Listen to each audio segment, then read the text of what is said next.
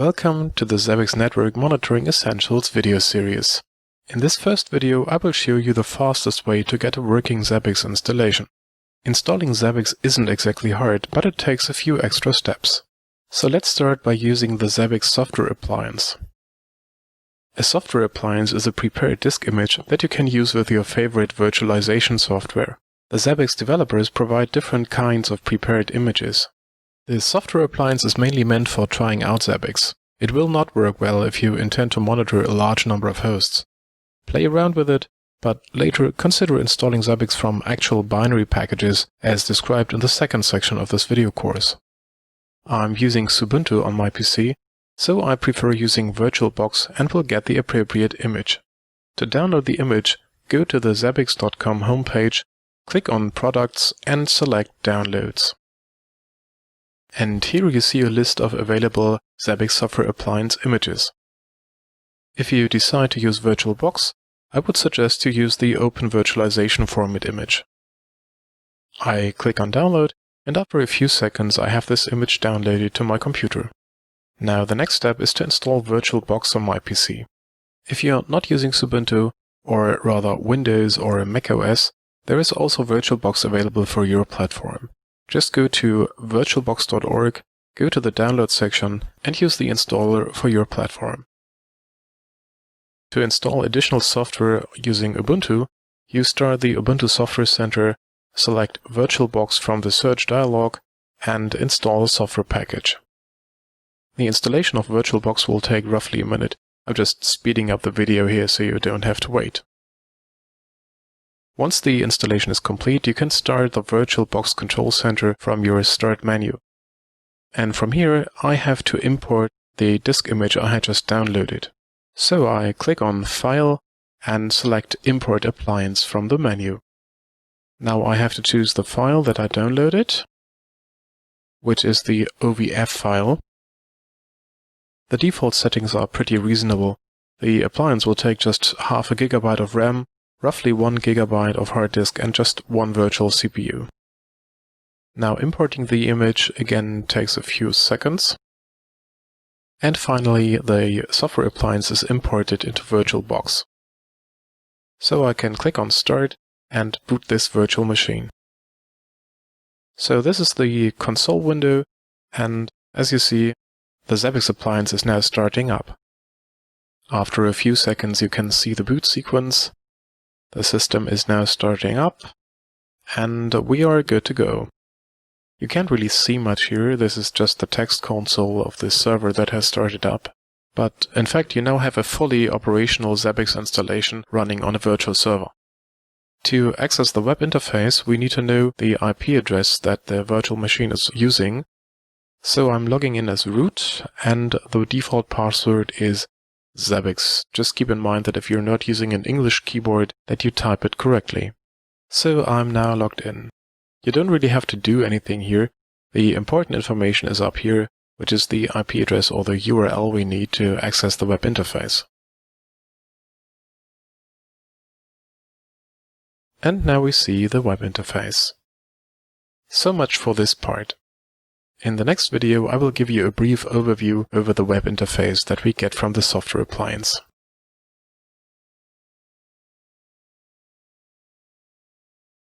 In the previous section we installed the Zabbix software appliance, which gave us a working installation within minutes. Now that you know the URL of the appliance's web interface, let's take a brief tour.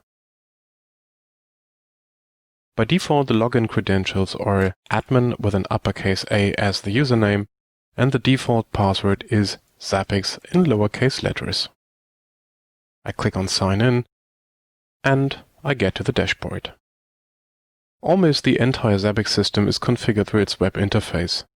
There are just some more technical settings concerning the daemon processes which are configured in text files.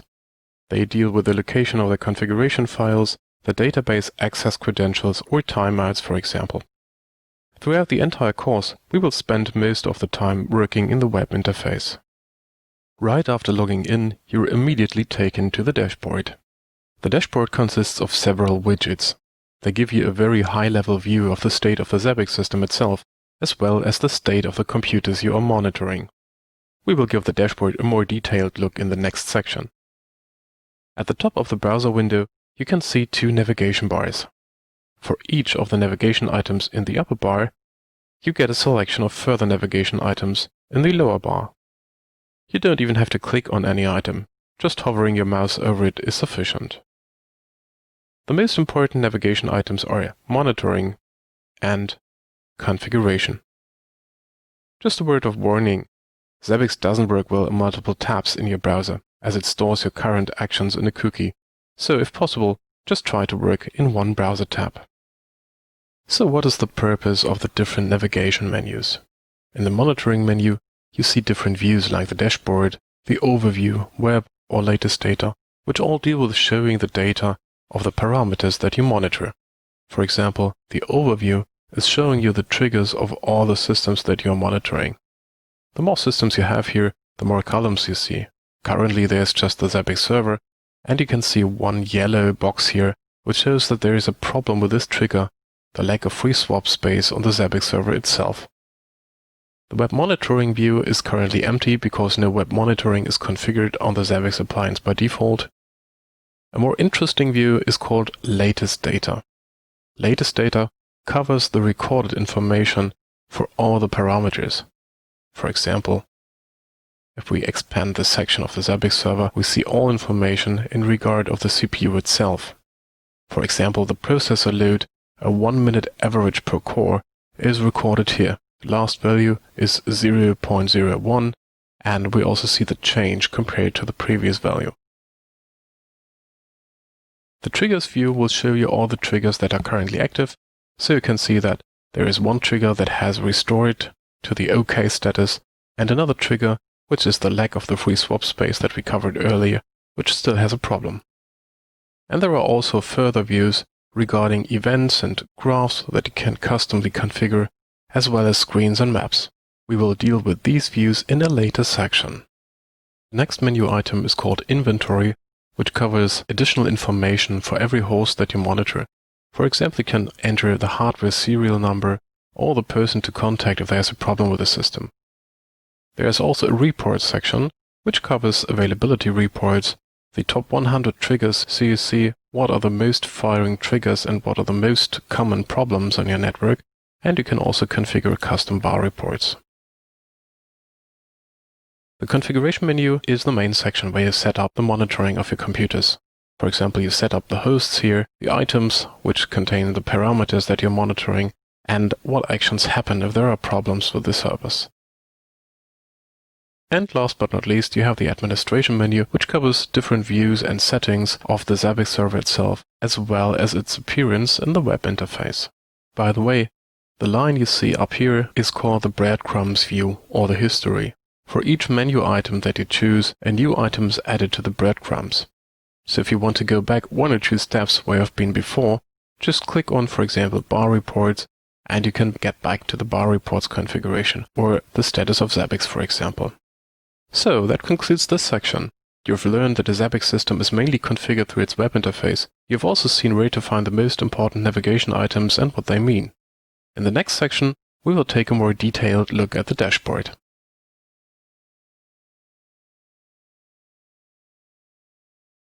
In the previous section, we did a quick tour through the Zabbix web interface. In this section, I would like to highlight the dashboard view. I will show you the different kinds of widgets shown on the dashboard, how you can configure them, and what information they contain. You will also learn how to configure filters to just show the information you need. And you will see how to add bookmarks to the dashboard so you can access your favorite information quickly. After logging in, you can see the dashboard page, which consists of several widgets, for example, the favorite graphs, the favorite screens, or the favorite maps, which all serve the purpose to add bookmarks to graphs, screens, and maps so you can access them easily.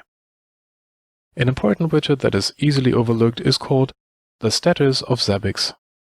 The most important information here is in the line Zabbix server is running. The value should always be yes. If it shows no, you should first fix the communication between the web interface and the Zabbix server. This widget also covers how many hosts, items, and triggers you have configured. The required server performance is measured in new values per second, which means how many items per second are fetched and stored in the database. This can be used to measure and compare your size of the installation with other installations. The Zabbix appliance just comes with very few items, just 70 are active. Larger installations and medium-sized networks may cover up to 100 values per second. The next widget is called System Status. In this widget, you can see the number of triggers that are currently active, grouped by their severity. For example, information is the trigger with the lowest severity, while disaster is the most serious kind of trigger. You see this information is grouped by severity. So you see that there is one trigger which has a severity of warning, while there are no other triggers currently active. The next widget, called Host Status, aggregates this information even more. You can see how many hosts have problems in a certain host groups and how many don't. A more interesting widget in daily operation is the widget called Last 20 Issues. So this shows the 20 most recent problems that have been happening. So on the dashboard you can always see the current problems, and if there are more than 20 concurrent problems, it just shows the 20 last ones. An interesting feature here is the submenu that you get when clicking on a host. As you can see, there is a number of scripts configured, for example ping. When I click on ping, the Zabbix server in question is getting pinged. These scripts can be configured in the administration section under scripts. As you can see here, the ping command means that the /bin/ping command is sent to this host, and the output is redirected to the web interface. Since version 2.0 of Zabbix, you can also customize the dashboard in the way you like. For example, you can move the widgets to another position on the page. Just drag them by the title bar and drop them wherever you like. Each of the widgets has two icons in the upper right corner. The left icon lets you configure the refresh time in seconds of this widget. For example, the status of Zabbix widget is refreshed every 60 seconds. You can set this to another time and make it refresh more or less often. The right icon lets you collapse or enlarge the widget. There is currently no way to add custom widgets or to hide a widget completely, but you can just click on this icon and make it smaller. There are also two icons in the upper right corner of the entire window. The left icon is looking like a wrench. When you click on this icon, you are taken to the filter dialog.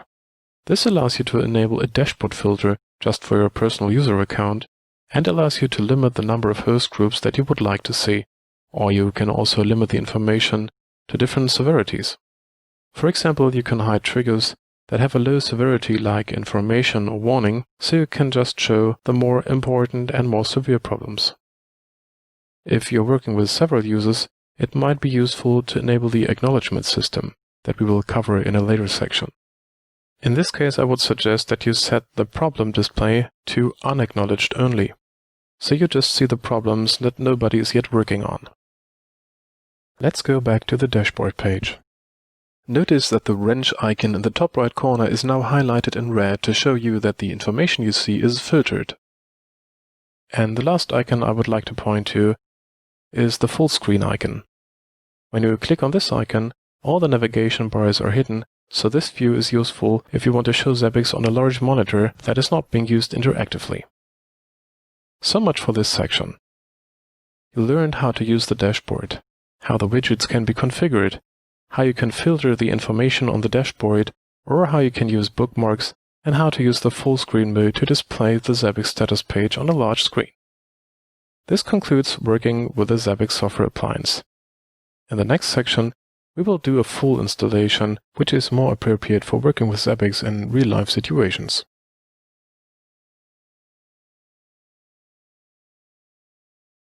In the first section, we were using the Zabbix software appliance.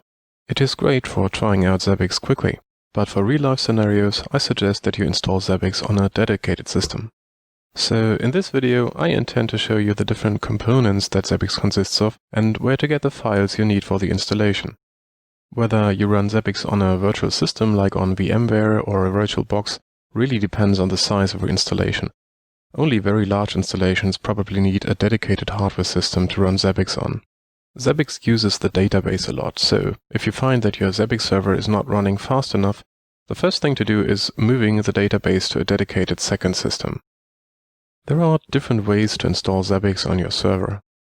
The most complex way is getting the source files from the Zabbix homepage and compiling the entire software yourself. But I would not recommend doing that as long as there are binary packages for your Linux distribution.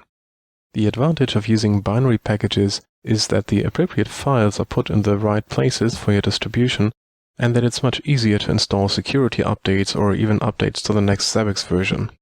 Most system administrators are probably using an RPM-based Linux distribution like CentOS or Red Hat Enterprise, or a deb-based distribution like Debian or Ubuntu. It's your own choice whether you use the binary packages that come with your distribution, or you download the deb or RPM packages from the Zabbix.com homepage. Let's take the installation of Zabbix on Debian as an example here. At the time this video was made, the Debian Wheezy distribution had just been released. Unfortunately, due to bad timing, there are no Zabbix packages in the Wheezy distribution, but you will be able to get the most recent packages from Wheezy backports. Just go to packages.debian.org and search for Zabbix. Once you have added the Wheezy backports distribution to your sources list files, you can use apt-get to install the packages. For this example installation, I had prepared binary Debian packages and will install them using the dpkg command. As you can see, there are different packages. First, there is the Zabbix agent package. The agent is the Zabbix component that you have to install on every computer that you intend to monitor. It is a platform-independent application that can run on various operating systems, like on Windows, different flavors of Unix, macOS, or Linux. The advantage of using the Zabbix agent is that you get a unified way to access system parameters, and you don't have to care whether it's Windows, AIX, or Solaris. The next component is called Zabbix frontend PHP. Most of the configuration happens in the Zabbix web interface, so you have to install this package on a server where the web interface is supposed to run. Most administrators just install it along with the Zabbix server package. The Zabbix proxy is an optional software component. You can install it on computers in remote locations, for example, to collect all the information from that location and forward it to the main Zabbix server. This is a good way to move the load away from the main Zabbix server and to even continue collecting information if the connection between the main Zabbix server and the Zabbix proxy is interrupted, because the information is later forwarded when the connection is restored. As you can see, there are 3 different flavors of Zabbix proxy packages. Each of them uses a different kind of database. You are free to decide whether to run the Zabbix proxy on MySQL, PostgreSQL, or SQLite. SQLite is not as powerful as MySQL or PostgreSQL, but it's sufficient for a proxy system and it's much easier to set up. The Zabbix server stores all the collected information and needs a more powerful database, so the packages only provide access to MySQL or PostgreSQL. So the packages that you absolutely need to get a running system is a Zabbix server package and the Zabbix frontend PHP. I would still recommend installing a Zabbix agent on the Zabbix server to get a comfortable way to access the system parameters from the server itself. You can find more information on the system requirements for the Zabbix installation in the Zabbix documentation. For example, the memory requirements, the CPU requirements, or the general sizing of the system depending on the number of monitor hosts. You also see which platforms you can run Zabbix on, and the different database management systems that Zabbix supports. The Debian packages mentioned in this video are just using MySQL or PostgreSQL, but you can also use Oracle or IBM DB2. So in this video you saw how to gather files for your installation and what the different Zabbix components are used for. In the next video we will install these packages, prepare a MySQL database, and complete the installation by using the web configuration wizard.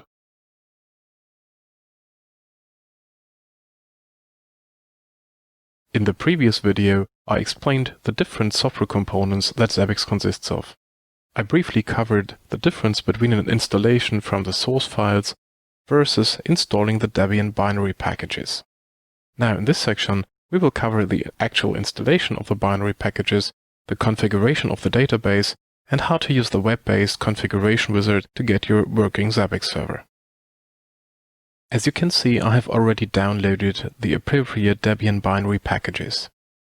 So let's install the server package by using dpkg-i. I'm pretty sure that you're wondering why I'm using dpkg to install the packages and not just apt-get or aptitude. The reason is that at the time this video was made, Debian Wheezy had just been released, which did not contain the Zabbix packages anymore. If you are using the Wheezy backports repository or any newer release of Debian, you should be able to install the packages using apt-get. So the Zabbix server package is now installed, and on Debian-based distributions you can find further information on how to use a certain piece of software in the usr share doc directory. There is a Zabbix server MySQL directory, which contains a readme.debian file. The documentation tells to install a MySQL server package first.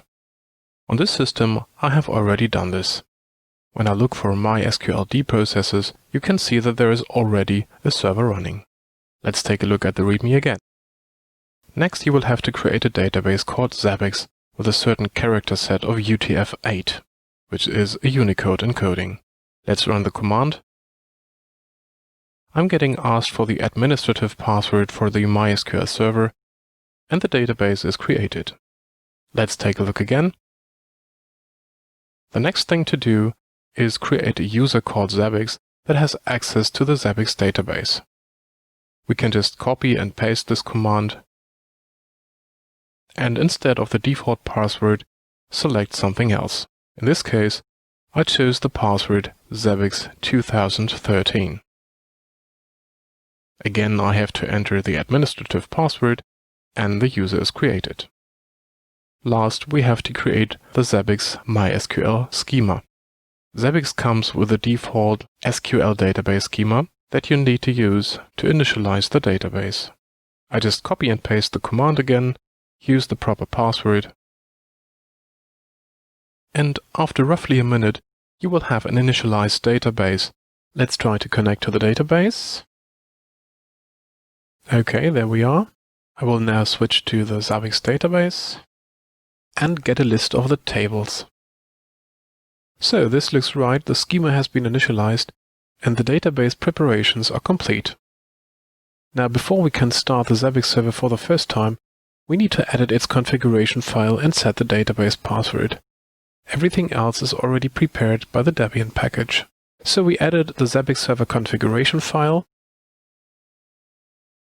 scroll down until we find the DB password setting, and set it to the Zabbix 2013 password that we set earlier. Now there is one step left before we can start the Zabbix server. On Debian, there is a certain file in etc/default/Zabbix server.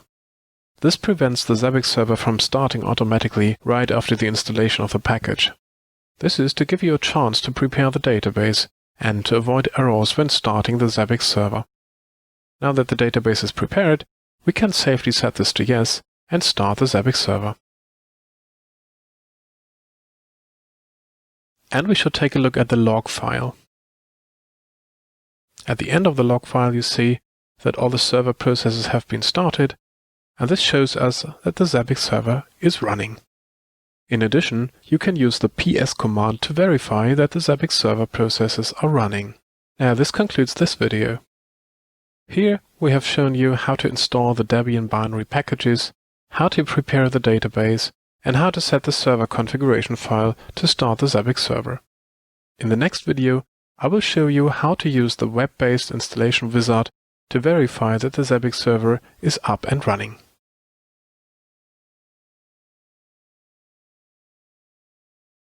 In the previous chapter, you have installed a Zabbix server and prepared the database.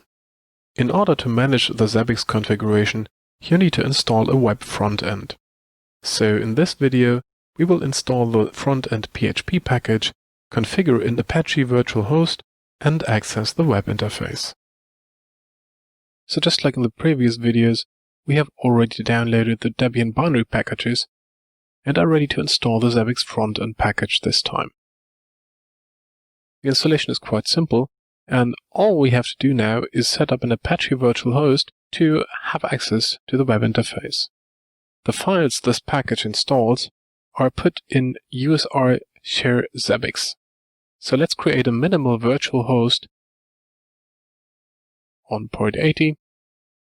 Give it the server name Zabbix and add an alias so that the path /Zabbix points to the use or share Zabbix files, which is the location on the hard disk where the PHP files are located. Let's enable the virtual host and restart the Apache. So now you should be able to access the web interface in your browser. You are greeted by the installation wizard when you access the web interface for the first time. Let's click on Next, and on this screen you see a check of prerequisites. All of these lines should be green and show OK. If there's any PHP problems, you should first go back to your system configuration and fix it. So if your screen looks anything like this, you can see the PHP variables that you need to fix. For example, post max size is set to 8 MB, but at least 16 MB are required. On Debian systems, you have to go to etc php5 apache 2, edit the php.ini file, and look for the appropriate PHP variable, like post max size in this example. Fix the value, save the file, and restart Apache. Let's get to the second screen. This configures the database connection. Of course, you should set the same database credentials that you use to set up the server. Click on Test Connection, you will see an OK. Click on Next, and you can enter the host name or host IP address, as well as an optional installation name. I just name it Pack Test Server. So this is the final page. You have a chance to verify all the settings, and finally, the web installation wizard will try to write all your configuration settings into one configuration file. As you can see, there is an error message. This is because the configuration file is supposed to be written into the /etc/Zabbix directory. This is a system directory, and by default, the Apache user does not have write access there. So what I recommend is temporarily changing the owner of the /etc/Zabbix directory to the Apache user. Then you can go back to the installation wizard, retry, and as you can see, the configuration file can be written this time. For security reasons, you should go back and set the owner of this directory to root. Now, the installation wizard is complete, and you can reach the login dialog. Just like with a software appliance, you can log in using the user admin with an uppercase A and the password Zabbix all in lowercase letters. And you are logged in to your very own Zabbix installation. Just make sure that over here the Zabbix server is running and the value is set to yes. Otherwise, you have a problem connecting to the database, or perhaps the Zabbix server is not running. So this concludes this chapter. You now have a working Zabbix server installation, you have installed the Zabbix frontend, and we can start working on the Zabbix configuration. And this is what we will do in the next video.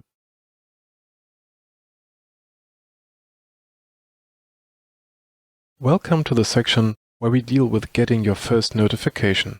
In the previous section, you installed Zabbix on your own server.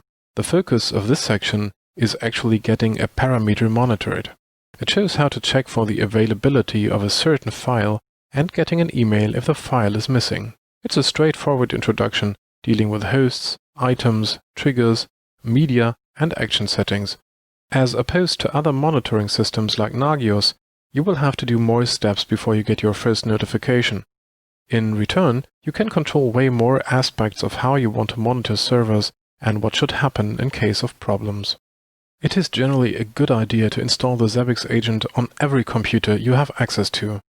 The Zabbix server can then access any Zabbix agent to gather information about various system parameters.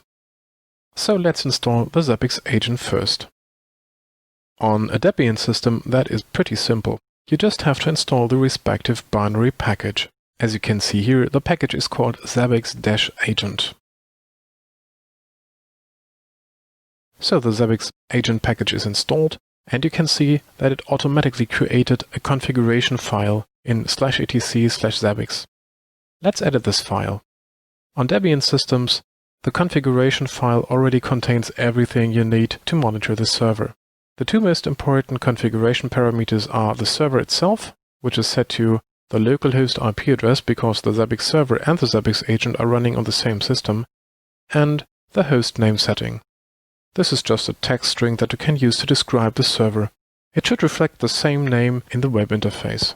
In this example, it's just called Zabbix server. To make sure that the Zabbix agent is running, you can use the ps command and check for processes called Zabbix_agentd. So let's switch to the web interface and log into the Zabbix system. After logging in, you will see the dashboard. In the number of monitored hosts, you get a 0 because by default no hosts are monitored. The 24 you see here counts the number of all hosts including the templates. There are no active hosts yet, but 24 templates that are ready for use. As mentioned in the previous video, the two most important navigation sections are monitoring, to take a look at the measured data but not configure it, and configuration, which is used to configure the monitoring of items and hosts. So when you go to configuration and hosts, you see that there is a Zabbix server host already configured. On the right side though, you see that the status shows not monitored. That means that the pre-configured host is disabled by default. When you click on Not Monitored, you can enable the host. It now shows monitored, but this does not mean that the monitoring actually works. On the right-hand side you see different icons. The Z icon is shown in gray. That means that no status update has yet happened. After the first check of this host, the icon will turn green if the communication worked, or red if there was an error accessing the agent on that host. Zabbix will take a while until it picks up that a certain server is monitored. When you go to the dashboard, you can see that there is now one host which is monitored. Let's go back to the configuration. After roughly a minute, this icon will turn green, as you can see here. So the Zabbix server will now start collecting information from the system. Going back to the dashboard, you now see more information. Apparently Zabbix has found problems on my Zabbix server that it shows.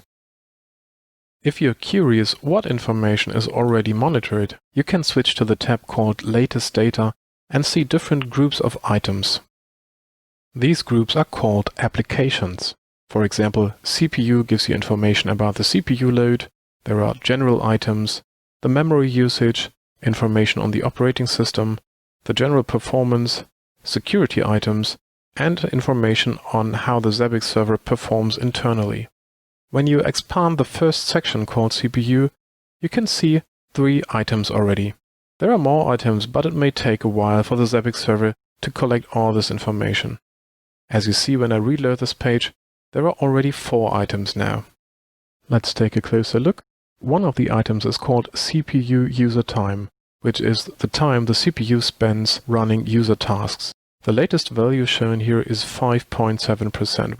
In the next column you can see the change, which means that the difference between the previously measured value and the current value is 0.17%. A very nice feature is hidden behind the graphs link.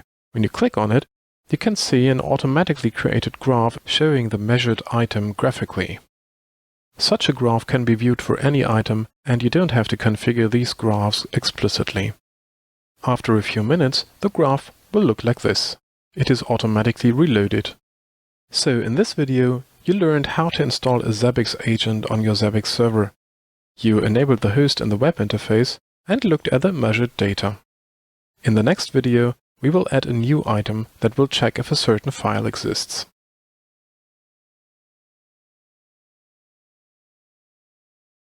In the previous video, we enabled monitoring of the Zabbix host and set up the Zabbix agent.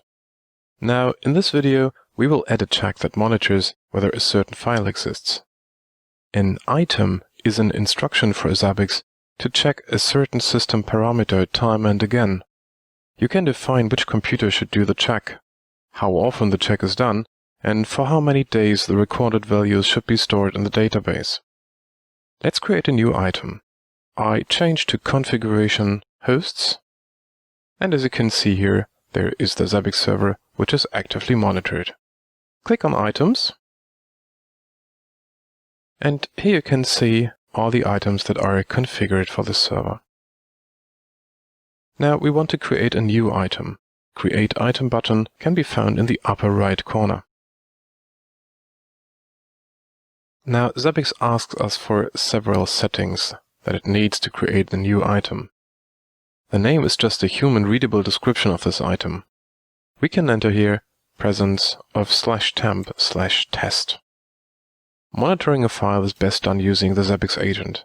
There are several ways to get information. The key is the actual machine-readable description for Zabbix, how to get information on this parameter. In this case, we can just click on Select, and we get a list of standard items that the Zabbix agent supports. In this section with the items starting with VFS, you can find several checks that deal with files and file systems.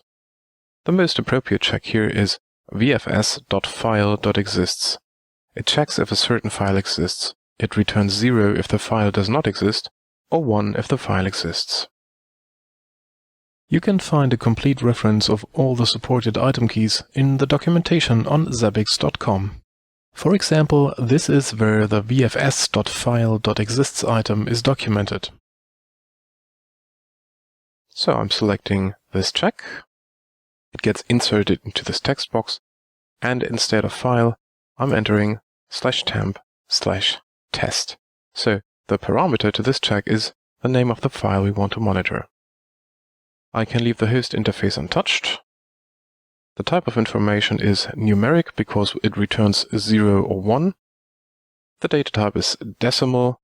We don't have any unit because units are usually for something like bytes, seconds, or degrees Celsius.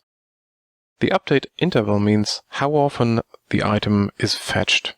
In this case, we are impatient because we want to get results quickly, so we turn this down to 10 seconds.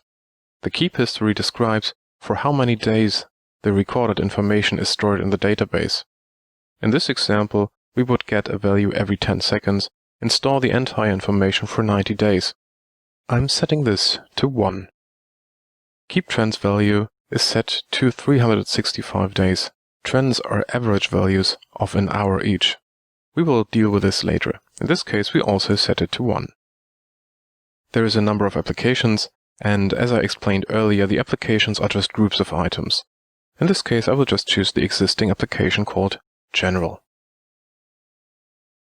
The status of this item is enabled by default, so we can just save it. Using this tiny filter link, you can enlarge or shrink the filter section up here, which gives you an easier way to find items, especially if you have a lot of them. We can click on General in the Applications line and filter for all items that are assigned to the General application. You can see that the new item we just created is here, and it also has a green check mark, which means that is actively checked. To see what is currently checked, we can go to Monitoring, Latest Data, expand the General section. Currently the value is 0. This is pretty expected, because there is no such file yet. Let's create one. touch/tmp/test. I'm using the touch command here, which is just creating an empty file.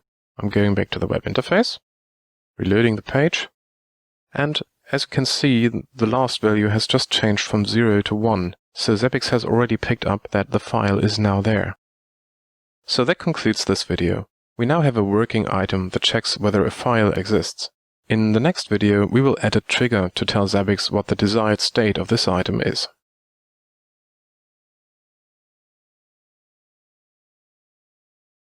In the previous video, we walked through the process of creating an item that actively monitors if a file called temp/test exists.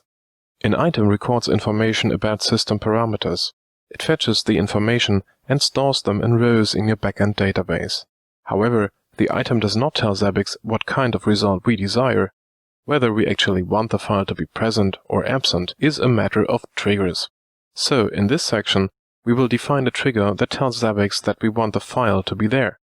The trigger will then fire if the file would be gone. Let's go to the web interface. As usual, you find the host configuration under Configuration and Hosts. When I click on Triggers, I see all the triggers that are defined for the Zabbix server by default. Let's go and create a new trigger. The Create Trigger button is located in the upper right corner. To create a new trigger, we have to come up with a name. The name describes the unwanted situation. For example, file/temp/test is missing. In the expression field, you can either type in the machine-readable expression in Zabbix syntax, but we can also use add to get a little help. Trigger usually checks a certain condition of an item. So we select the item we want. We have to go to the Zabbix service host group and go to the presence of temp test item. I'm selecting it, and I can now choose a function which I want to apply to it. By default, it checks whether the most recent value is equal to a certain other value. It sounds a bit complicated, but basically it means the item returns 0 if the file is gone, or 1 if the file is present. So we want to get an alert if the file is gone, so we compare the most recent value to the value 0. So everything is right here. So this is the expression that Zabbix creates for us. We don't fill in anything else like the description or URL, we just set the severity of this trigger to warning and save the new trigger. So as you can see here, there is not yet a green check mark. Instead, when I hover the mouse over this red cross, you see that the trigger has just been added and no status update has been done so far. Zabbix is checking the triggers in the background. It might just take a moment. You can check the status of your triggers in different views. First of all, you can see the triggers on the dashboard. The last 20 issues would show that the temp file is missing. Or you could go to Monitoring Overview and see the status of the triggers in the form of a table.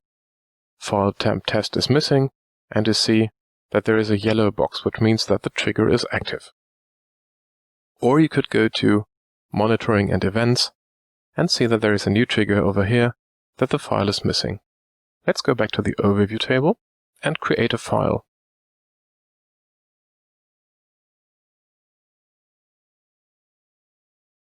The box is still yellow, but when I reload the page, after 10 to 20 seconds, this box should turn green. So the box is now green.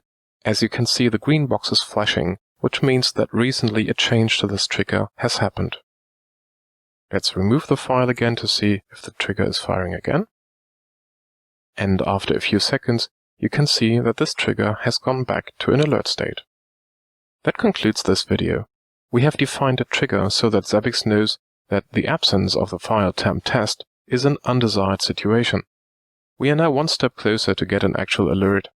In the next section, we will get to the media configuration, which enables Zabbix to send emails.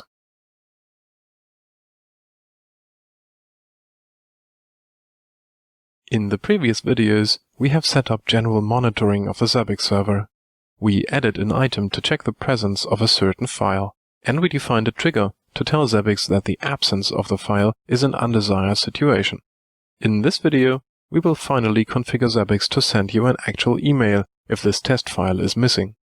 So at the end of the video, we will have gone through all the basic steps, starting from a fresh installation up to an alert email in case that our test file is missing. First, we need to tell Zabbix how to send emails. Informing humans about problems is done through what Zabbix calls media. Let's see how the email delivery is configured. Go to Administration and Media Type. As you can see, there are 3 different media types pre-configured. Email is for sending email.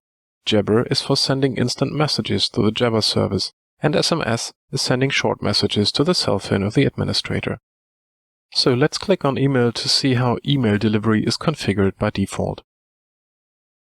You should set the SMTP server to your own SMTP server. If you have an MTA running on your local system, localhost is fine. You should also set the sender's email address in the SMTP email field. This type of media is enabled by default, so we are good to go. Now your Zabbix server knows in general how to send email, but we still have to tell it your email address. Every user in Zabbix can configure how to be reachable through the profile.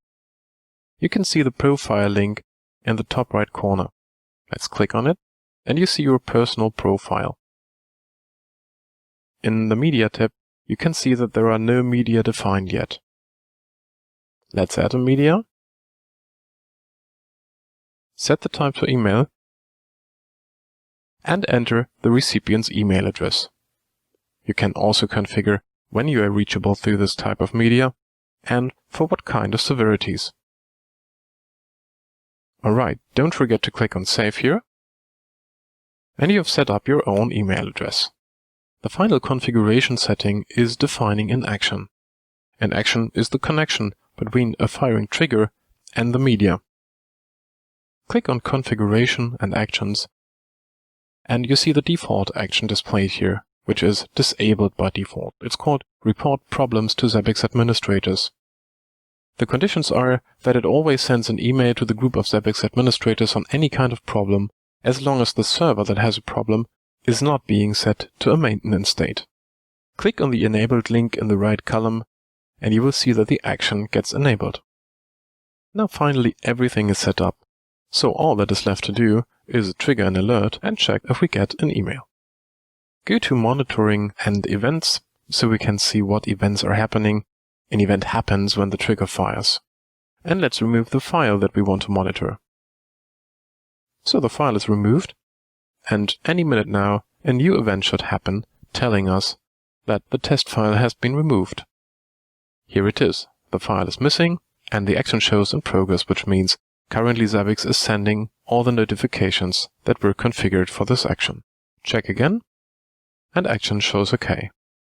You can click on the date in the left column to see details on this event.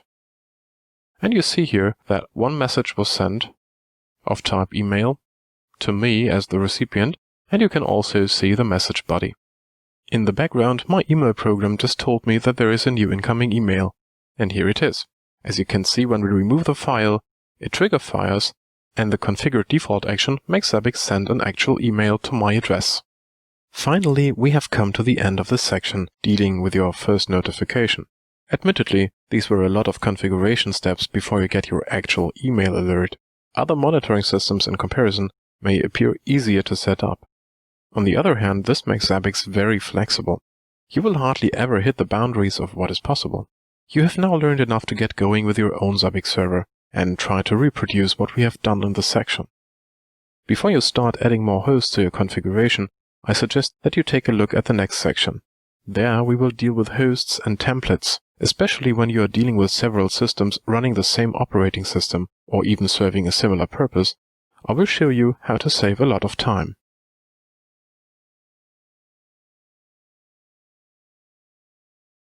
In this video, let's go for a closer look at the hosts, which are the most basic concept in Zabbix. I will show you the most important settings of a host and how to get an automatic inventory of your hosts. Hosts are configured under Configuration, Hosts. A host is basically any device or computer that you want to monitor. It can be a server, a network camera, a network switch, a web server, or just anything else that is accessible through an IP network, even across the internet. A host consists of applications, which are groups of items, items themselves, which are the pieces of information that are gathered from the monitoring system. Triggers are conditions that define whether a system state is a problem or not. The graphs visualize one or more items. Then you have discovery rules that we get into later. The interface is the default network interface used to gather information from this host. Every item can be configured to get its information from a specific network interface. The templates allow you to store general configuration settings for a certain kind of application or a specific operating system. As you can see, the Zabbix server has the template app Zabbix server and the template OS Linux assigned. The status column allows you to set a host to monitored or even not monitored. This is the fastest way to disable or enable monitoring of a host completely. If you intend to just suspend monitoring, you should rather use maintenance periods. In the last column you see the availability and see a working Zabbix agent on this server. Let's create a new host. As usual, the Create button is located in the top right corner. I click on Create Host and get a new form where I have to enter the information about the host. The host name is the unique identifier of this host. It can contain spaces, but no special or Unicode characters. I usually just use the fully qualified domain name here. The next field contains an optional visible name. If you leave this field empty, it will automatically be set to the host name from the previous field. Consider entering something more meaningful than just the host name here. Every server has to be in at least one group. You can either choose from these groups or enter a new host group name, like web servers. The agent interfaces lists the network interfaces of the host you want to monitor. Of course, you need to have a Zabbix agent installed on that host. You can enter multiple interfaces and later choose which interface to use. This can be useful if the host is multi-homed. You could also use the DNS name and set this field to DNS, but I personally recommend that you use IP addresses everywhere, so Zabbix will still be able to monitor your IT infrastructure and send proper alerts even if the DNS server gets unavailable. If you cannot run a Zabbix agent on your server, you still have other options. One is the simple network management protocol, which is used by auxiliary devices and especially switches and routers. JMX stands for Java Management Extensions, which is a way to monitor Java-based applications. And IPMI is a server management interface that many rack-mounted servers use. The second interesting tab here is the templates. I will cover templates in more detail later. Let's just assign the server the templates OS Linux template. Also interesting is the host inventory. The inventory is a nice little feature that lets you keep information about your computers. It's pretty basic and doesn't replace a decent asset management system, but we can get information from the Zabbix agent automatically, so I recommend you just set it to automatic here. Let's save the host, and you see that a new host has been created here. Apparently the new server has been added successfully and is already available. A nice feature here is that you can export host information into XML files. Say that we want to export these two hosts into an XML file. And we check them and select Export Selected. I click on Go, and as you can see down here, an XML file gets downloaded.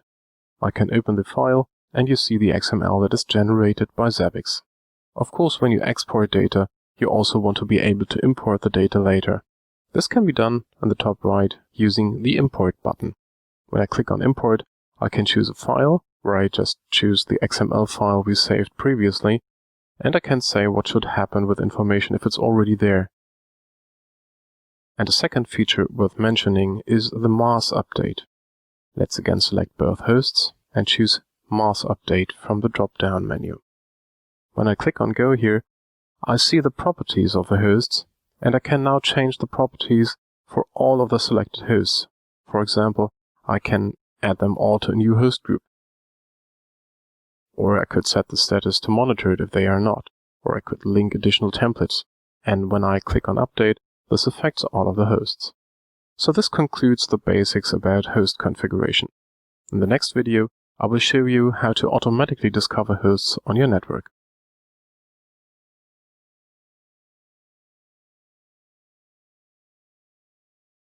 In this video, I will show you how Zabbix can scan your network and discover new hosts automatically.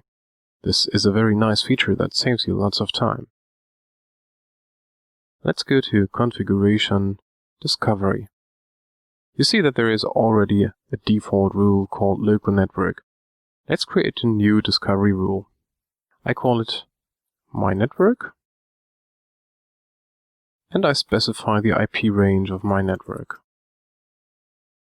The delay tells Zabbix how often the network should be scanned. 3600, which means 1 hour, is a good value for production. I'm reducing the value to 300 seconds here, because I'm impatient. Don't set the value too low though. Zabbix may fail to scan an entire /24 network within 1 minute, for example. I will add a new check and select ICMP ping, so all the hosts are discovered that can be pinged. I add this check, and I also add a check type of Zabbix agent and use the key system.uname. This means that this rule tries to ping all the servers and tries to connect to a Zabbix agent and ask the agent for the system.uname key.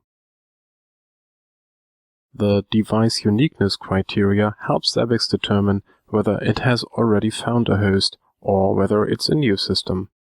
It is usually recommended to use the IP address here. I save this rule, and after a few minutes, Zabbix should discover all the new hosts in my network. you can either go to Monitoring Dashboard and take a look at the discovery status down here. So far we see that no hosts have been discovered. Or you can go to Monitoring Discovery and see a list of hosts here. After a few minutes, Zabbix shows all the hosts it has found on our local network.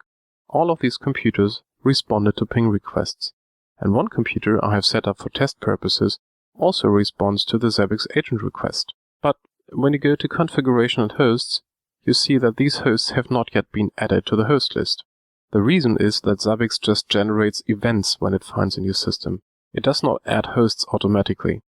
To do that, you have to go to Configuration, Actions, and add a new action.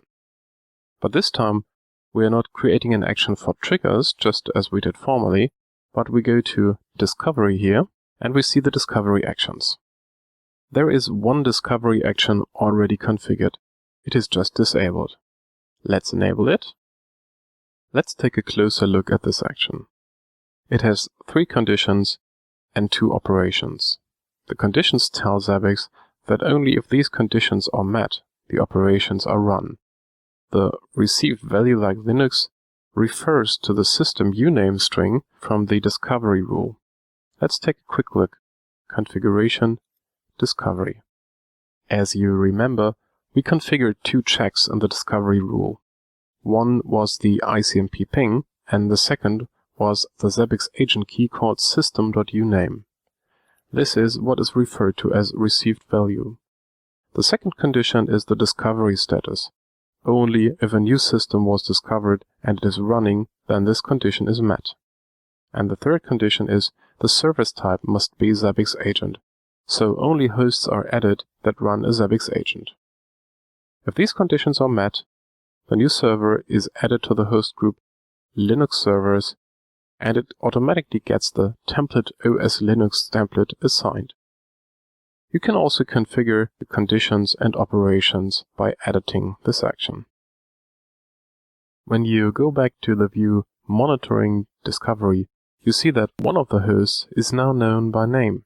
This is the host that has been discovered and has been assigned a template and a proper host group.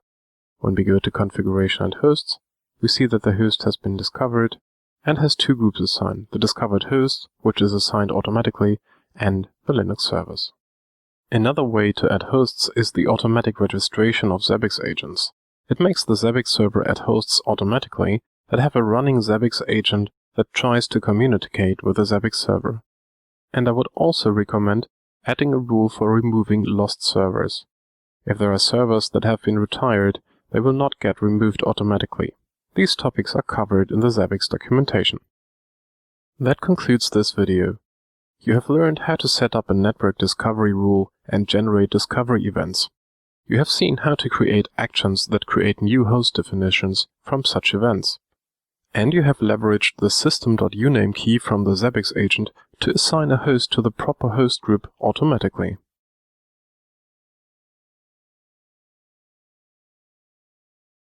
In this video, I want to show you how to make use of templates. We will start by creating a blank host and add items. Next, we will make a clone of that host. You will see that copying entities like items or triggers does not work well with many hosts. So I will show you a better way to handle that by using templates. Let's start with a blank host. I'm going to Configuration Hosts. I click on Create Host, entering the host name, assigning the group Linux servers, and setting the IP address. I click on Save, and the host is created. Now let's add an item. I click on Items, Create Item, and I would like to monitor the free disk space on the root partition. The key to this is vfs.fs.size of /free. The units are bytes, and I'm inventing a new application called disk as a group for this item. And I save the item. So now I have an item monitoring the root partition. Let's also add a trigger that fires if there is less than 2 GB of free space on the root partition. I'm going to Triggers, I'm creating a new trigger, giving it the name little space left on root. As an expression, I'm selecting the item of free disk space on root, and I want to get an error if the last value is less than 2 GB. Let's insert it. So this is the expression that Zabbix calculated, and I'm assigning this trigger a severity of warning. And I'm saving it. Going back to the host list, we can now see that we have created a new host with one item and one trigger. Say that we want to have a second host with the same item and trigger. One way to accomplish that is to edit the host itself and click on Full Clone. The difference between clone and full clone is that clone only clones linked templates, while full clone even copies directly attached entities like items or triggers. So I'm using full clone to make a copy of the host. I'm changing the host name and the IP address. Further down on the page, you can see the applications, the item, and the trigger that was just cloned. I'm clicking on Save, and you can see that we now have two hosts with one item and one trigger each. Say that I also want to add another item to the host. So I click on the one host, and I create a further item. This time I would like to monitor the number of processes. The key to that is proc.num. And the application is processes. I'm saving that. Going back to the host list, and you can see that the one host has two items assigned, while the other just has one, because the number of processes monitoring just happens on the one host. So one way to copy the item to the other host is going to the items view, selecting the item, and choosing Copy Selected To, choosing the right group, and selecting the target host. So using this way, I can copy items from one host to another. Let's also say that I made a mistake when defining the trigger. Instead of 2 GB, I rather want to set 5 GB because I learned that 2 GB is too low. So I'm changing that. But of course, I have to change the trigger on the other host too, because these two triggers are working independently. As you probably see, this way of working with items is pretty tedious. The better way is to use templates. So let's go and create a new template and move the items there. Go to Configuration Templates and click on Create Template in the upper right corner. Templates by convention always start with template underscore, so we name it template test. The group is templates, also by convention, and I'm also linking the two hosts to this template already. I click on Save, and when I go back to Configuration and Hosts, in the Templates column you see that the two hosts have the template underscore test assigned already. When you take a look at the items, you see that the items are still linked to the one host. So let's take these two items, select Copy Selected To, choose the Templates group, and select the template test that we just created. Now, when I click on Copy, these two items get moved to the template test. Instead of just showing the name of the item, you see the name of the template in front. This means that the item is not directly linked to the host, but rather coming from a template. When you click on the item, you can see that many of the fields are grayed out. That means that this information is coming from the template. You cannot change it unless you change the template itself. So when you go back and click on the template name, then you get access to the actual items. That concludes this introduction about templates. You saw that cloning hosts will lead to a lot of repetition when dealing with items and triggers. That's why it's strongly recommended to put all the items into templates and link those templates to your hosts.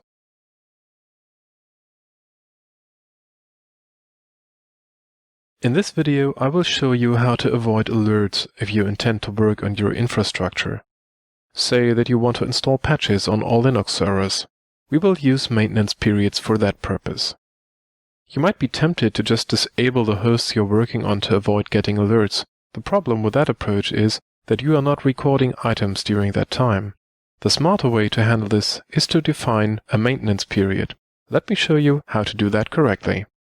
Go to Configuration, Maintenance, and let's create a new maintenance period. As a name, I will choose Installing patches on all Linux servers, because that is the task I intend to do. Entering something human-friendly into this field is important, because this is the information that is shown to your fellow administrators. The maintenance type depends on the situation. You can either use with data collection, which will continue to record item data. If you don't worry about wrong results, you best continue to collect data. If you would rather record nothing than wrong data, you can also choose without data collection. I'm leaving this untouched. Now you have to define when the maintenance window starts and ends. This is a larger window than the period that hosts will be set to maintenance. The actual period will be defined on the second tab. The active sense date and time is set to the current time. I strongly recommend that you wait at least 2 minutes before starting with the actual maintenance task. Zabbix enables or disables maintenance only once a minute, so if you're starting too early, the host may still be active and you might be triggering an alert. The active till date and time is set to 24 hours in advance. You will want to set that to the correct time. I'm using March 4th, 2349. Remember to define this window larger than the actual planned downtime. Let's switch to the second tab called Periods. This is where you define the actual maintenance period. This period should fall entirely into the start and end times you defined in the first tab. I click on New, and first I have to choose whether this is a one-time only maintenance period or a recurring daily, weekly, or monthly type. This recurrence is a very useful feature. It allows you to set hosts or host groups to maintenance every day, week, or month. Assume that you are doing a database backup every night at the same time and have to stop the database for that purpose. You can then define that period as a daily maintenance period, and Zabbix will not alert you when the database is shut down. Let's define a one-time only maintenance period. I'm using 30 minutes. I click on Add, and the period is set. Finally, in the third tab called Hosts and Groups, I define hosts and host groups of the hosts which should be set to maintenance. I'm choosing the Linux server group, adding that, and clicking on Save. So the maintenance period is now added. Go to Monitoring Triggers, and after a moment you will see an orange wrench icon telling you that this server is in maintenance. If you hover your mouse over the wrench icon, you see a description of the actual maintenance. I'm now stopping a Zabbix agent to trigger an alert. Let's see what happens. You see that the trigger found that the Zabbix agent did not respond, but no action is run. That is due to a condition on the default action. Let me show you what I mean. Go to Configuration, Actions. You see that one of the conditions reads Maintenance status not in maintenance. This condition avoids sending alerts if your server is affected by a maintenance task. That concludes this video. You have learned how to properly inform Zabbix of scheduled maintenance tasks. You saw how periods are defined properly, and you learned that the default alerting action has a special condition to avoid alerts when a host is set to maintenance.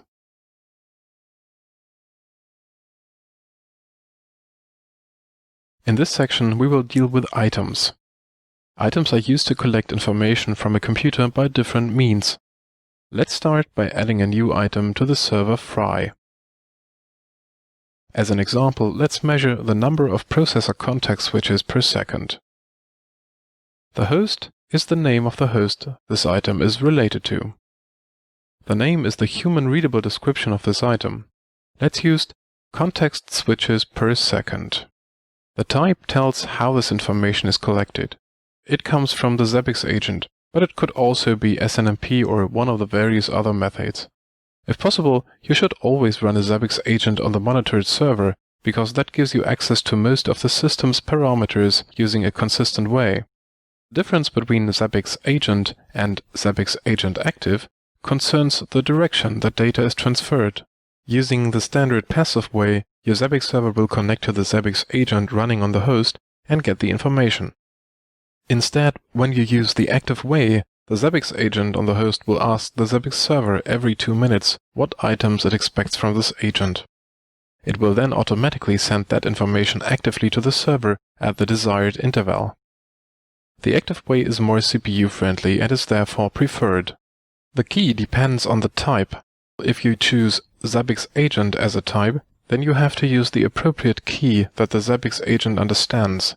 Let's take a look at the Zabbix documentation about the items provided by the Zabbix agent. The key of our desired item is called system.cpu.switches. The host interface can be one of the interfaces that you defined at the host. The type of information is numeric unsigned because the context switches are an integer number that always increases and is never negative. Always make sure that you select the correct type here. For example, if you monitor the CPU load, which is usually a float number, you would get an error if you define the type as numeric integer. The data type refers to the numeral system. Leave it to decimal unless you intend to deal with octal, binary, or hexadecimal values.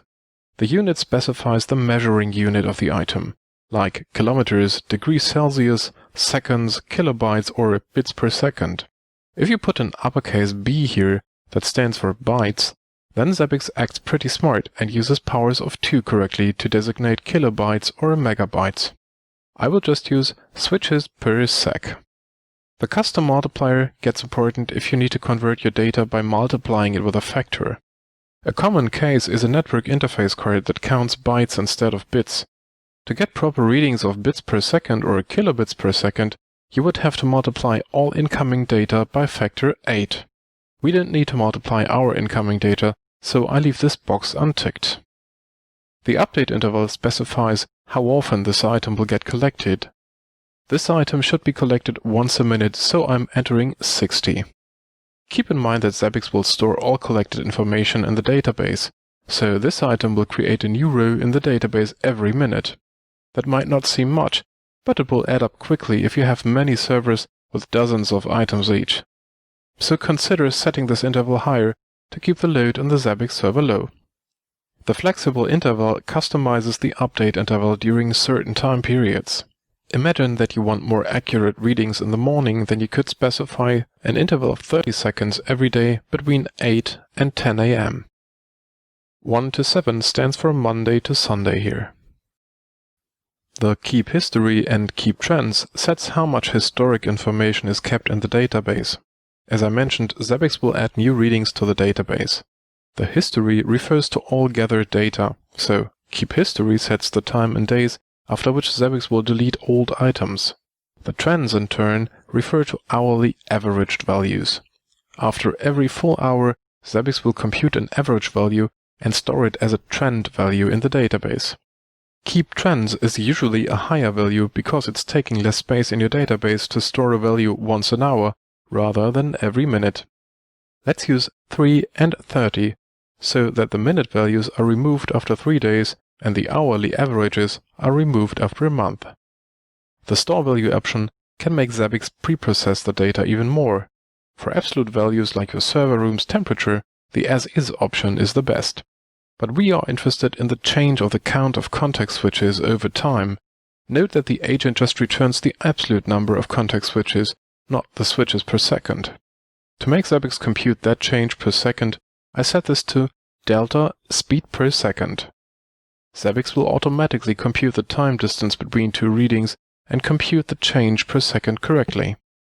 If you choose delta simple change, then Zabbix would not take the time into account and just return the difference of two readings.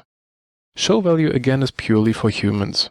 If the return value has a special meaning, then you can define so-called value mappings to map these boring numbers into speaking text strings. When I click on this link, I'm taken to the section where I can manage these mappings. For example, the APC battery replacement status would show OK if the item returned would be 3. You can add your own mappings here. The application is the group of items. You can freely invent your own applications if you have special requirements or just choose an existing application. Our item concerns the operating system, so I'm choosing OS.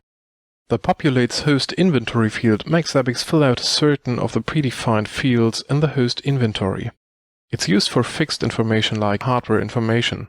We don't use it here. The description again helps us humans understand this item better. I'm adding number of context switches on the operating system. And of course, we want to monitor this item, so the status is enabled. You may get an error when you try to reproduce this telling you that the item exists already. The system.cpu.switches item is also provided by the default Linux template. That concludes this video. You have learned about the many settings of an item and what they are used for. In the next video, I will show you how to keep track of the many items that you will likely have to deal with.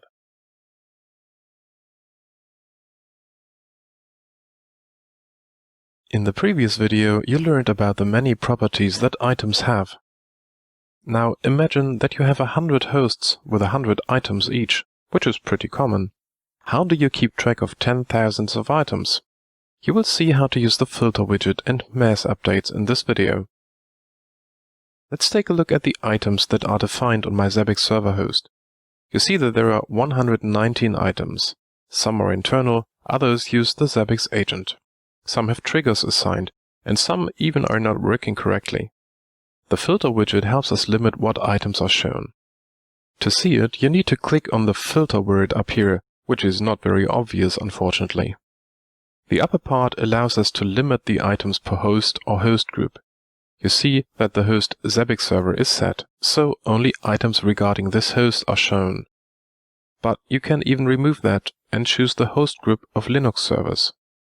That way you can see and manage items of multiple hosts at the same time. In the lower part you can further limit the display of items that were filtered by criteria in the upper part. When I click on memory, we just see the items related to the memory usage of the selected host group. As I selected a host group containing 2 servers, Zabbix shows me the respective items of both hosts. Let's say we want to see only the memory-related items that have no triggers assigned. On Without Triggers, I see that I would see 6 items when I select it. And when I scroll down, we see those 6 items. I recommend that every now and then you check whether all your items are working as expected. Items that stop working get set to Not Supported. So let's find out which unsupported items there are on the Zabbix server.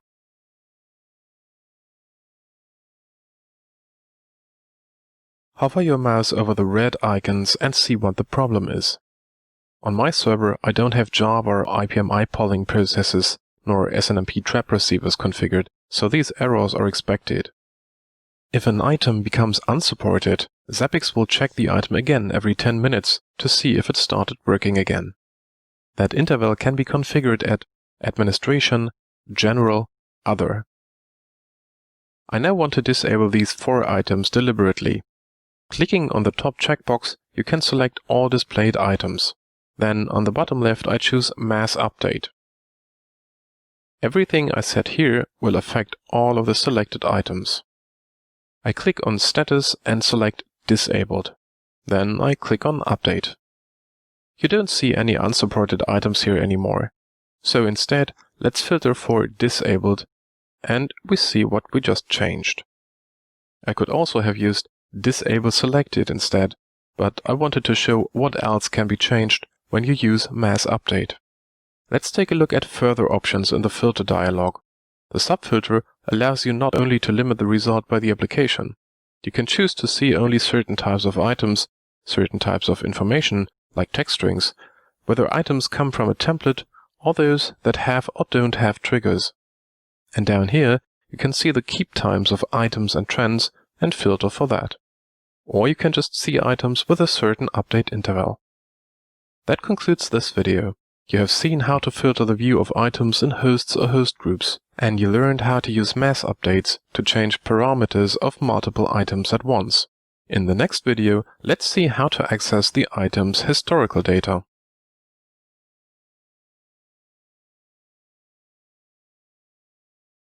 In the previous videos you learned how to add and manage items, but we haven't yet seen the actual data that we recorded. So in this video, let's take a look at the items and their history. Navigate to Monitoring, Latest Data, and you get a table showing all items of all hosts. I'm selecting the host Zabbix server, which limits the display of the items to this host. The names you see on the left are the applications. They are just groups of items. When you click on the plus sign, you can expand an application and see the items.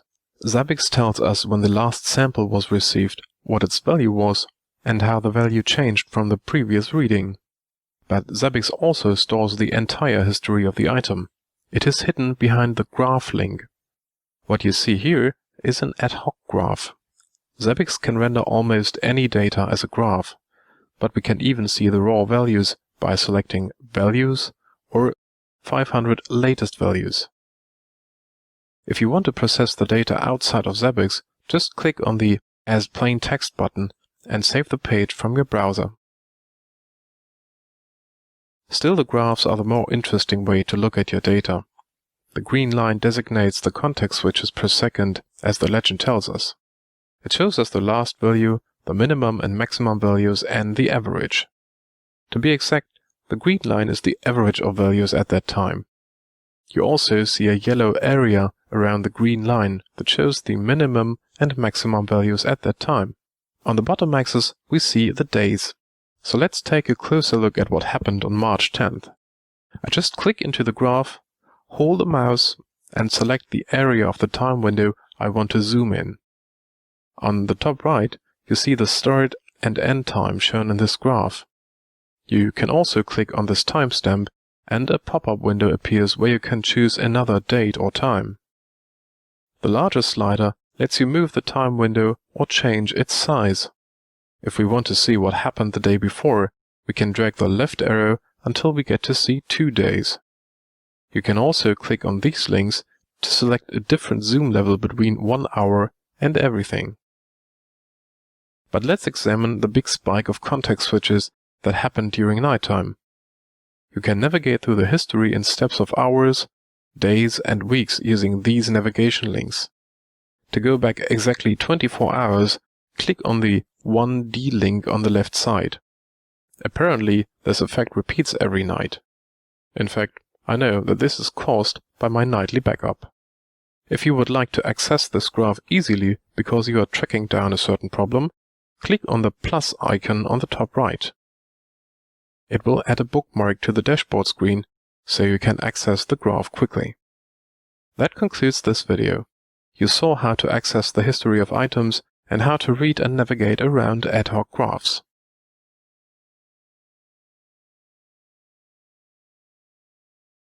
In the previous videos, we saw how you can add and manage items. If you run a Zabbix agent on your computer, you will get access to a lot of common system parameters. But you may come across cases where you have very special needs and want to monitor a parameter that the Zabbix agent does not know about. That's what we will cover in this video. Assume that you want to monitor the number of files in a given directory.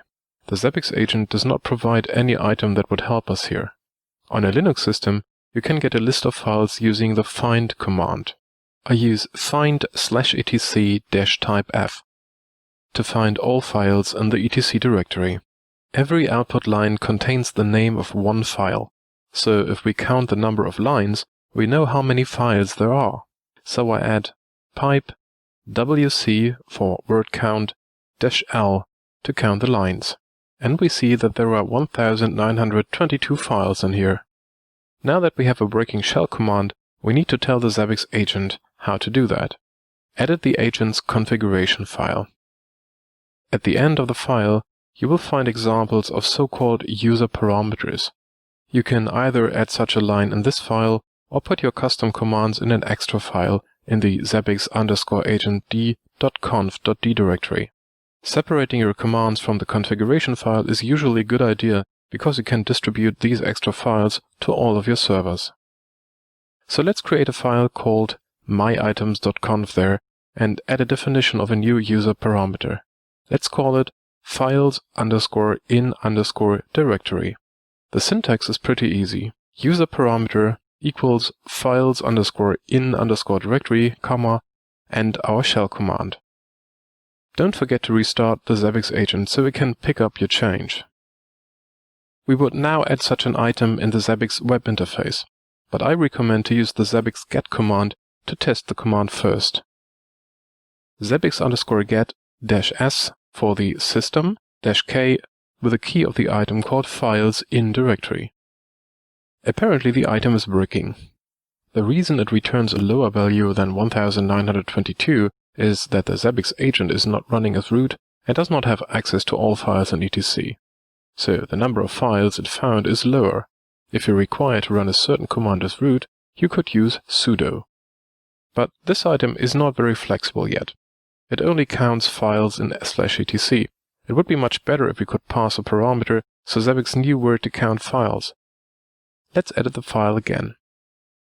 If you're using parameters, you need to add brackets and an asterisk right after the key of the item.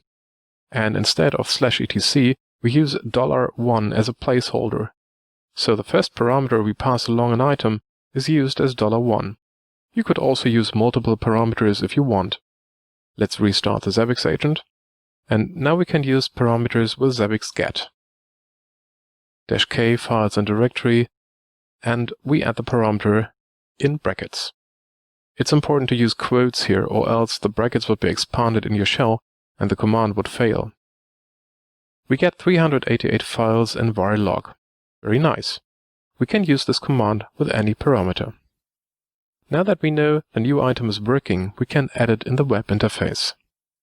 I go to Configuration, Hosts, the items of this host, and create a new item. The name is number of files in $1. This will avoid redundancy. The $1 here will be replaced by the first parameter I will use as an item key.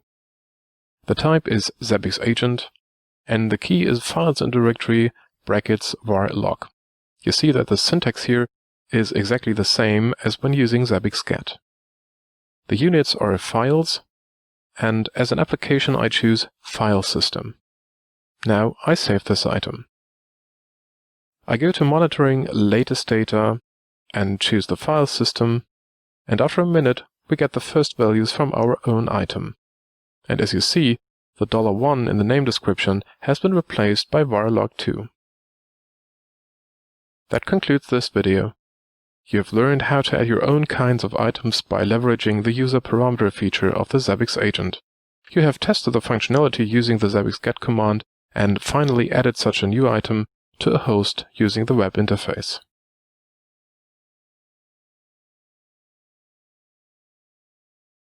We have covered all the basic features, so by now you should be able to set up a successful monitoring system for your IT environment. But there is one feature that was introduced with Zabbix 2.0 that really makes your life easier. And that is the automatic item discovery. It's a bit confusing but very powerful, and I think you should learn how to use it. Let's go to Configuration Hosts so I can show you what that is.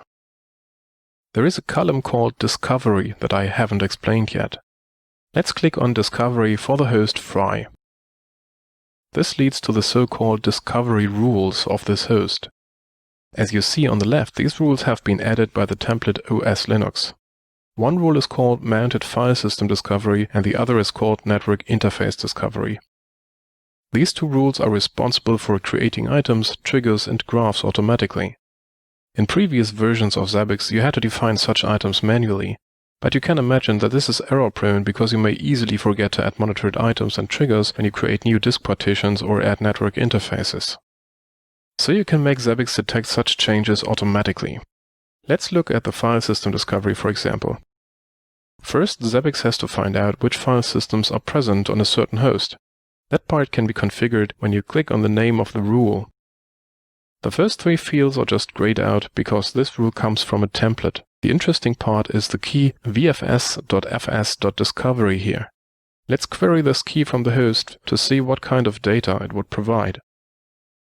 So in the terminal I enter Zabbix get-s, the address of the host Fry-k, and the key name vfs.fs.discovery. As you see, it returns a JSON data structure. Under the key data, we get a list of key value pairs. For each file system you get two variables. The `fs name gives us the mount point of the file system. Slashes are escaped by using \// and the other variable is `fs type that contains the type of each file system. The variables in curly braces look very similar to user macros, and in fact they can be used just like that. So let's return to the rule editor. The update interval is 1 hour by default, so Zabbix will check the list of file systems every hour and create new items and triggers as needed. And as usual, you can set up flexible intervals if you want this check to run more or less often at certain times of the day. Keep lost resources tells Zabbix after how many days items and triggers should be removed if they didn't show up in the discovery anymore. So if you remove a disk partition, Zabbix would keep the item for a month and then remove it completely. Down here you see a filter consisting of a macro and a regular expression. This is used to filter out certain file systems that you don't want to monitor. The macro is just what you saw in the JSON object. Zabbix will try to match the fs type of every file system it found against this regular expression. Those expressions are defined at another place. You get them when you go to Administration General and select Regular Expressions in the top right corner. So the type of the file system must match one of these expressions to make them accepted. When I click on the name, I get taken to the editor of regular expressions.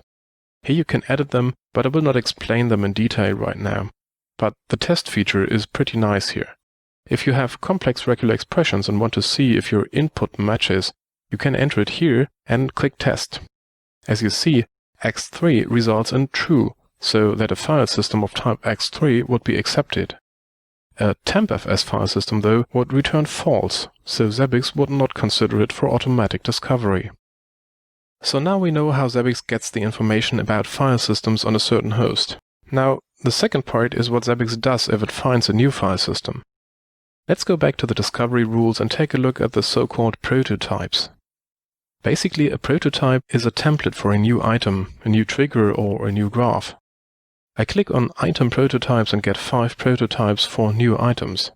I can add new prototypes that are just like normal items, but you can use the discovery macros here. Let's take a look at the JSON output again. You see the macro `fs name, and that's exactly what Zabbix will use here to create a new item for that specific file system. The trigger prototypes and graph prototypes just work the same way. So that's how Zabbix creates them automatically. Let's see how such items look. I'm switching back to Configuration Hosts and choose to see the items of the host fry. Let me filter out the templated items, and what you see here are items that Zabbix created automatically. The name before the item matches the name of the discovery rule, and as these items are automatically managed, you cannot edit or delete them manually. The same is true for triggers and graphs. So that was a quick tour through automatic discovery. Zabbix provides discovery items for file systems, for network interfaces, and for SNMP OIDs. But you can add your own discovery items too. You just have to create an item that returns a JSON object having the same structure as the built-in discovery items. Usually you create a new user parameter and create a script in your favorite programming language that returns the right JSON. For example, you can automatically discover your web server's virtual hosts or your database instances. It's not trivial to set up new discoveries, because you have to deal with JSON items, regular expressions, and prototypes, so don't despair if it doesn't work instantly. But in the end it's really worth it, because once set up, you will not have to add anything manually ever again. For more information about the technical details of automatic discovery, check out the documentation on the topic Low-Level Discovery. Thanks for watching.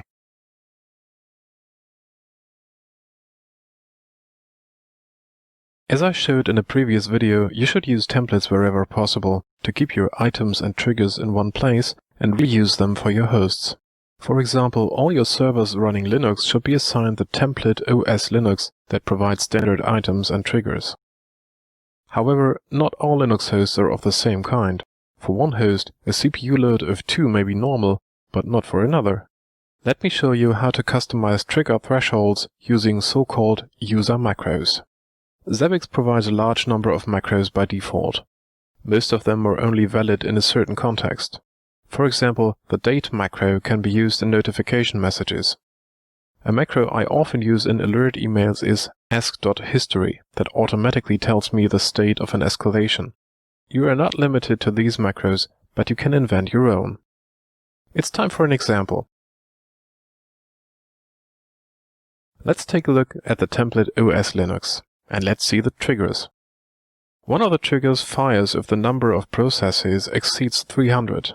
This is usually a decent value, but some of your Linux servers may run 400 processes, and you will get an alert every now and then. So let's customize the threshold. I'm editing this trigger and will replace 300 by a user macro I call $max_proc. Note that user macros need to start with a $sign.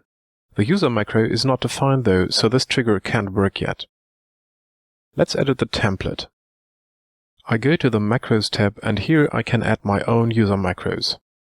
I'm setting $maxproc to 300 as a default. Add this macro and save the template. So now the trigger isn't doing anything different than before. The macro is set to 300 and the trigger will use that value. But on the Zabbix server I don't want the trigger to fire unless there are more than 500 processes. So I edit the host, go to the Macros tab, and now I can override the default I set to the template. Let's set the macro to 500. Using and overriding user macros can be confusing because Zabbix doesn't show which value applies. The order in which Zabbix tries to find your macro is as follows. First, it searches for a macro definition at the host. Then it looks for the macro in the template and all linked parent templates. And finally, it looks for global macro definitions. But you're not limited to using macros for triggers. They are also good for use in parameters of items. As you see, there is an item computing the checksum of the etc passwd file. If you wanted to customize the name of the file, you could use another host macro and use that as a parameter. For example, $password_file. This is useful for database servers running on different ports per host, or for checking log files that are located in different file system paths on different hosts. That concludes this video. You have learned that Zabbix comes with a large set of macros and that you can also define your own macros. I showed you how to define macros at the template level, how to use them in triggers and items, and how to override the template macros on the host level.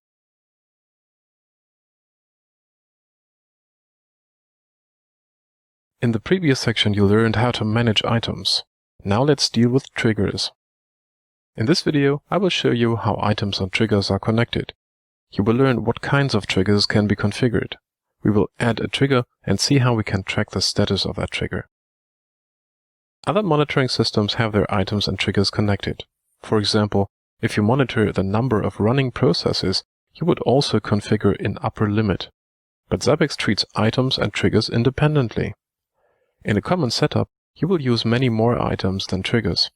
You can always take a look at an item's history to find out what happened last night or to see a trend. But not all items are worth sending an alert. But what is a trigger anyway? It defines whether a certain condition of a computer is undesirable. Basically, it reads the history or latest value of some items, does a little computation, and in the end tells Zabbix whether the result should make you concerned. A trigger will not send you an alert email, but it's the necessary basis for an action. When a trigger fires, it may trigger an action that in turn sends you an email. Let's take a look at existing triggers to give you a better idea. Triggers belong to hosts, so I'm going to Configuration Hosts, and I'm clicking on the Triggers link on the host Fry. Every line represents one trigger. You see that a trigger has a severity that can be used to run different kinds of actions depending on how bad the problem is. It has a human-readable name, and you see that these triggers are inherited from different templates or even automatically discovered. The expression is the machine-readable definition in Zabbix syntax. Let's take the trigger called lack of available memory. The human-readable name uses the host.name macro to add the host name of the host having problems. Otherwise you would get an alert message and couldn't tell which host is affected without checking in the Zabbix web interface. The expression simply compares two values. The expression in curly brackets is evaluated and compared against 20 million. See the documentation on unit symbols to see what other units are supported. The syntax to access data is the hostname, a colon, and the key of the item with its parameter. Don't get confused. This part of the expression refers to the entire history of values that recorded how much memory was available. To get the latest value from the history, you need to apply the function last of 0. And finally, you can compare the latest value to 20 million, and the trigger will fire if there are less than 20 million bytes of memory available. The documentation on trigger expressions gives you a complete reference of trigger functions and more complex examples. The expression constructor below is a nice feature, especially when you are creating or debugging complex expressions using multiple items or computing averages or deltas. In this simple example, you can enter a value to test the expression. When I enter 42, you see that the value is less than 20 million, so the trigger expression is true. Instead, when I enter 30 millions, it tests to false. The multiple problem events generation checkbox lets you create a new event on every evaluation of the trigger instead of keeping its state, but you will rarely need that. The description field is very useful to give your coworkers additional information on what this trigger means and maybe also tips on how to fix the problem. The content of this field is available as the trigger.description macro in alert messages. The URL can be used to point to documentation, for example, and is shown in views that show triggers. The severity sets how bad this kind of problem is. You can use it freely. The severity is also used in actions and user media. For example, you could define an action that sends you an email for all kinds of triggers with a severity of at least warning. And you can make Zabbix send an SMS for all triggers having a high severity. And you could alert the entire team of system administrators for disaster kind of triggers. Please note that there is no update interval defined here. Zabbix will evaluate every trigger expression every time that one of the referred items changes. And if time-based functions like noData are used in the expression, Zabbix will check the expression every half a minute. Let's also take a look at the current state of triggers. You already know that the latest triggers are shown in the dashboard. To get a better overview, go to Monitoring Overview to see a table showing all trigger states. The green boxes show triggers that evaluate to false, so there is no problem. The yellow boxes show active triggers. If you click on a trigger, you can choose to see the event view that shows the history of this trigger. Or you can acknowledge this problem if you are using the acknowledgement system. Or you can see a graph of the referred item.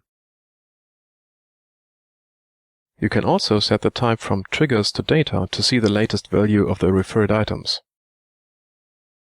Monitoring triggers takes you to a list of all active triggers. You can use the filter here to limit the display. I'm usually just showing the unacknowledged triggers with a severity of at least warning. The view shows the current state of your triggers, and it allows you to acknowledge multiple triggers using the bulk acknowledge feature. I'm usually keeping this view open the whole time. It also gets reloaded automatically. If you rather want to see the history of triggers, you would go to the Events view. Every column leads to another view with further information. For example, the date link leads to a view showing acknowledgements, comments, the trigger history, and what actions have been run. So much for this video. You learned what a trigger is, how it refers to items, and how trigger expressions work. And you learned how to get an overview of the current state of your system.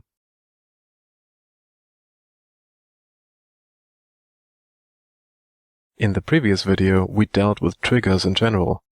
Perhaps you have already assigned templates to your hosts, so you have a large number of triggers configured by now. After a few days of working with Zabbix and getting your first alerts, you may discover that a single problem leads to several triggers firing. So in this video, I want to show you a way to avoid getting spammed by alert messages. Let's take a look at a typical scenario. I have 3 web servers configured, 1, 2, and 3, and I have a network switch called switch 01. The web servers are connected to the switch, and I have added an ICMP ping item that is sending 3 ping requests to the server and checks whether it replies. And I have also added a trigger to check if the ICMP ping was successful. Let's assume that the network switch suddenly fails, and my Zabbix server won't be able to reach the web servers anymore, because they are connected to that switch. Zabbix will fire all these ICMP ping triggers, and I will get 4 alert messages on my cell phone. However, the web servers are probably still running. The actual cause is the failed network switch. This may look like a small problem, but imagine having 100 servers so that such an outage will send you 100 messages. And that's where things stop being funny. We can solve this problem by using trigger dependencies.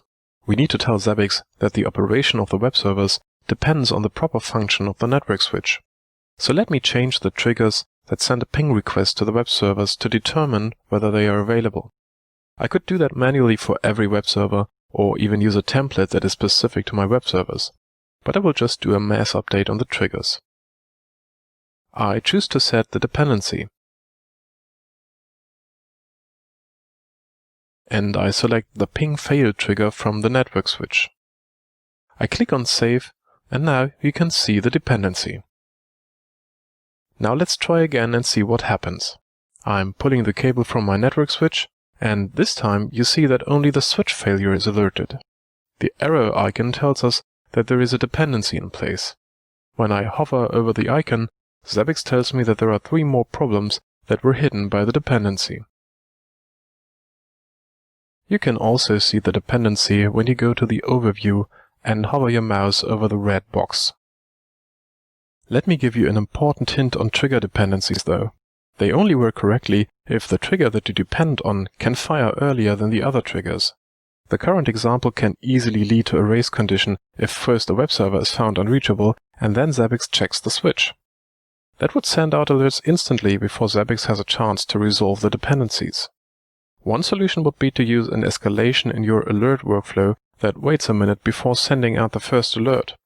Or you could change the web server's triggers to only fire if multiple attempts to reach them would fail. The switch is checked every 30 seconds, and the first failure would fire the trigger.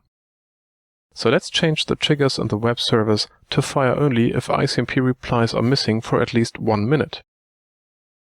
So I'm changing the trigger expression to count #2,0 greater than 1. This function does not only take the latest value into account, but rather it counts how often the result was 0 in the last 2 readings. If the last 2 results were indeed 0, then the trigger fires. This gives Zabbix enough time to check the switch first and resolve the dependencies properly. That concludes this video. You learned that trigger dependencies can help you avoid wrong alerts when central parts of your network infrastructure fail. You saw how to set up dependencies and how situations with dependencies are displayed in the overview.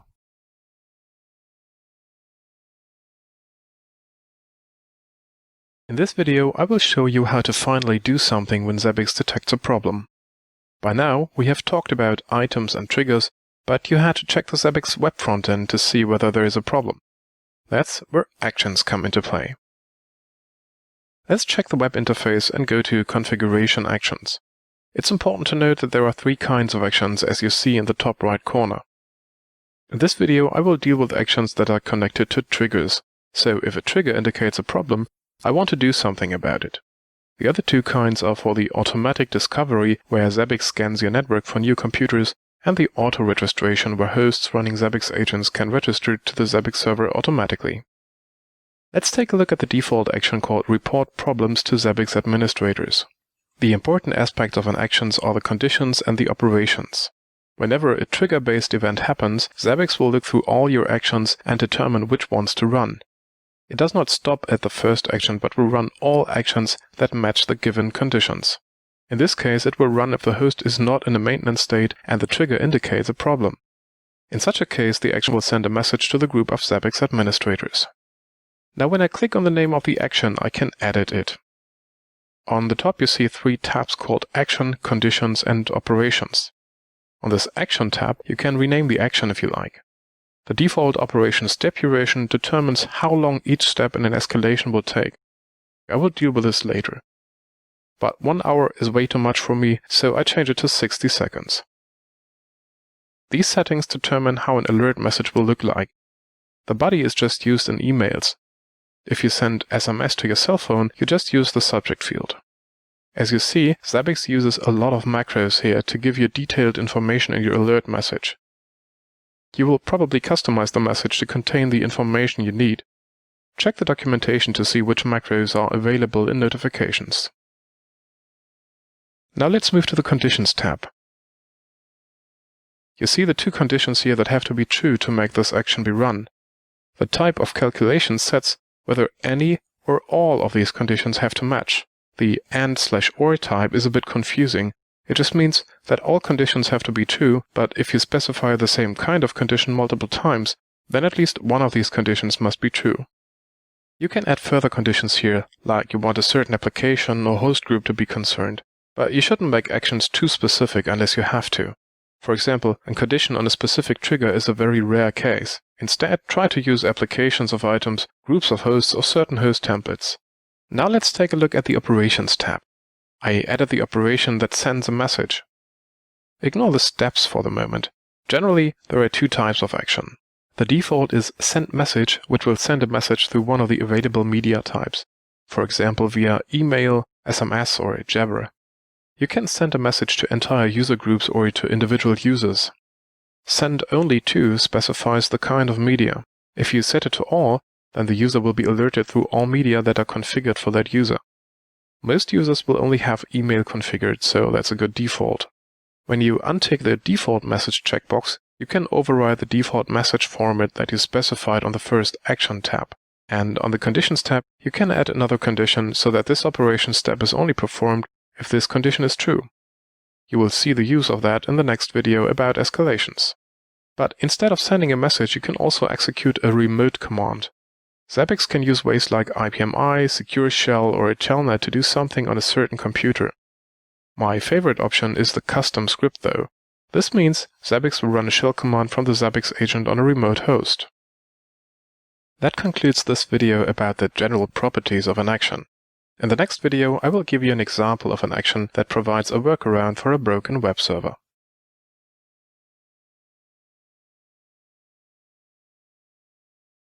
In the previous video, you learned about the general working principle of Zabbix actions. In this video, I want to give you an example how to leverage remote commands to make Zabbix fix a situation automatically. Say that your web server stops working once in a while, and you haven't yet figured out what the problem is. So let's add an item that monitors if the web server runs. I go to the host, click on Items, create a new item that I call Apache Processes, and the key is procnum of Apache 2. I assign the application processes and save. Now I add a trigger called Apache is down that fires if the number of Apache processes is 0.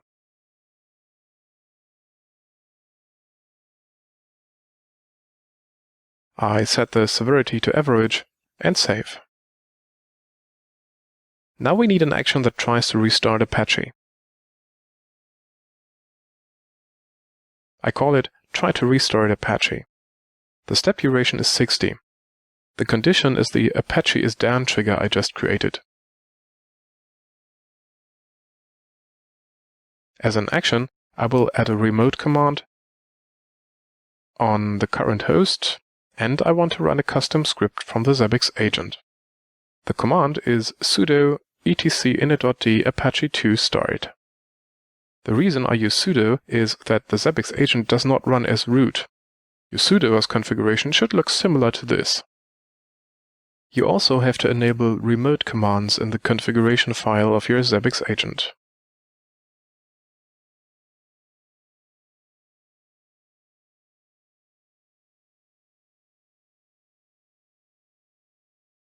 Now the system administrator will also want to know that the web server went down, so let's send a message to all Zabbix administrators. So now we have two operations that run. When I stop the web server processes, the trigger will fire and this action will run. You can see what happens in monitoring events.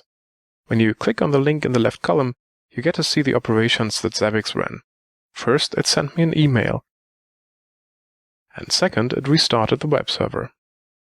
But perhaps you prefer to get another email if the restarting failed. So let's edit the operations again. I configured the interval between operation steps to be 60 seconds. Both the initial email and the attempt to restart the web server happen immediately when the trigger fires. If the problem still exists 2 minutes later, we should send another message.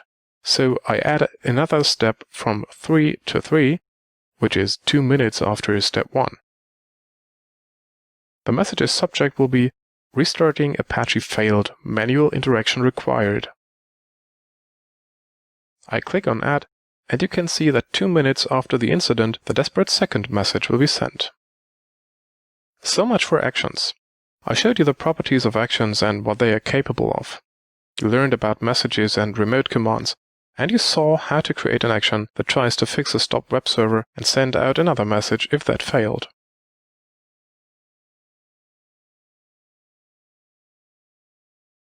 So, by now we have defined triggers and defined an action to inform you when those triggers fire. But what do you do if you want to inform others that you are aware of the problem? For that purpose, we can use acknowledgements. Acknowledgements serve two purposes. First, they inform your coworkers that you are dealing with the issue already. And second, they can be used to stop an escalation. Let's see how that works. So let's start on the dashboard. Down here you can see a window called Last 20 Issues. What you see here is the current issues that are happening. For example, lack of free swap space on Zabbix server. This is a message that you will always get when you are using the Zabbix 2.0 appliance, because no swap partition is configured on the system. The interesting thing that I would like to point to is the column called ACK, which is short for acknowledge. You can see a link called No here, and if you click on this link, a new window appears with an input box asking you for a message. What you can do here is insert text message so that everyone else who is working with Zabbix knows that you are working on the alert and that you hereby acknowledge the alarm. So let's insert I'm working on the problem. Acknowledge and return, and you get back to the dashboard, and instead of the no link, you see a yes link. And if you hover it with a mouse, you can see which user set the command and what the command is. So let's take a look what we can do with the acknowledgements. I go to Configuration and Actions, and we see the well-known default action that is used to report problems to the Zabbix administrators.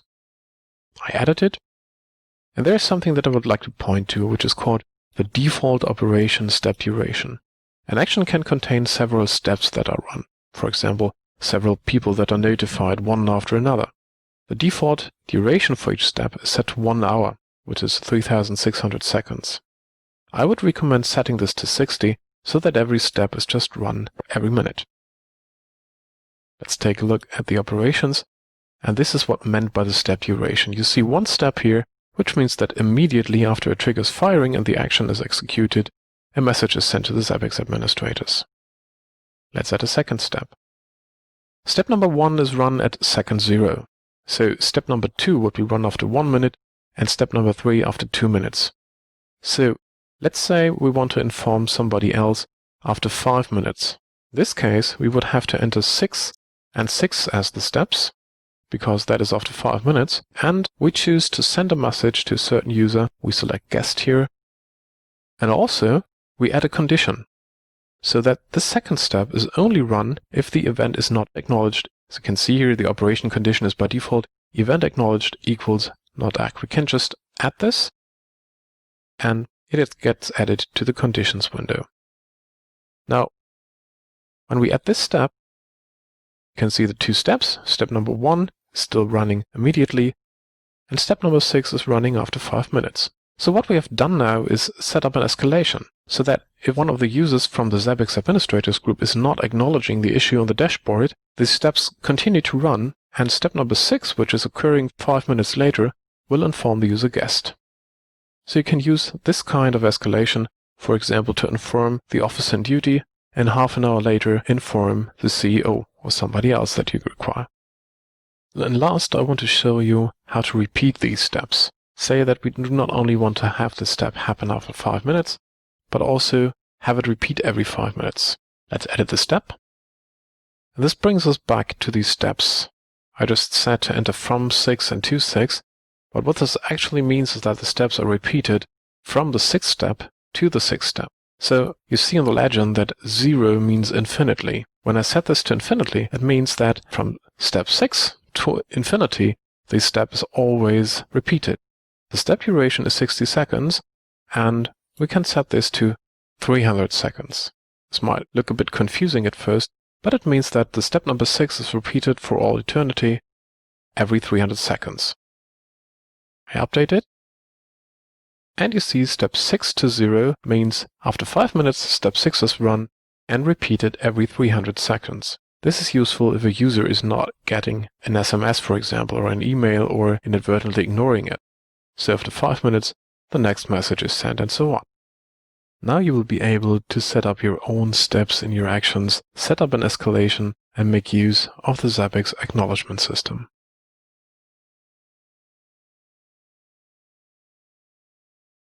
In this video, let's take a look at media types. Media are ways of sending messages to users. They are configured under Administration, Media Types. Zabbix comes with 3 standard media: email, Jabber, and SMS. Email, of course, refers to sending out emails using SMTP. All you need is a message transport agent running on your Zabbix server, like Postfix or Exam. I just recommend that you set the sender's address to something more meaningful. Jabber refers to the Jabber chat system that uses the XMPP protocol. It's a chat system similar to Skype or ICQ, and there are many open source implementations that allow you to run your own Jabber server. Or you can use one of the many public Jabber servers. To send a Jabber message from Zabbix, you need a valid account on a Jabber server and enter that account name and password here. SMS is used to send short messages to cell phones using a hardware GSM modem that is connected to the server's serial port. I have to admit, though, that I tried one of the recommended modems but failed to get it working properly. If you want to send SMS, you could also use a commercial service called Easy Texting, but the problem with such services is that sending the message is less resilient, because it won't work if the service is down, your account has expired, or the internet connection doesn't work. If none of the available media types work for you, then you can add your own. All you need is a shell script that accepts 3 parameters: the recipient address, the subject, and the body of the message. The recipient address depends on the kind of communication channel. If you send SMS, it's the recipient's phone number. If it's Jabber, then it's the recipient's Jabber address. You can find a minimal example in the Zabbix documentation. It will just send an email. So consider that script a template, because Zabbix already knows how to send email. Anyway, let's put that script into etc zabbix alert.d and choose a name for it. I will call it My Media. Make it executable, and let's see if the script works. I'm checking my inbox, and I just received the email. Very good. So let's add that script as a new media type to Zabbix. I'm creating a new type and calling it My Media. As type, I choose script, and the script name refers to the name of our script file in the alert.d directory, so I have to enter My Media. I can now use this new kind of media.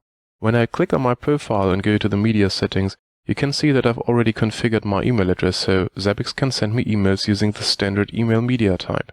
But I could as well add the new type My Media, enter my email address there, and use our new script instead. By the way, Zabbix checks if the message was sent successfully. Your alert script must return a 0 exit code if the submission worked.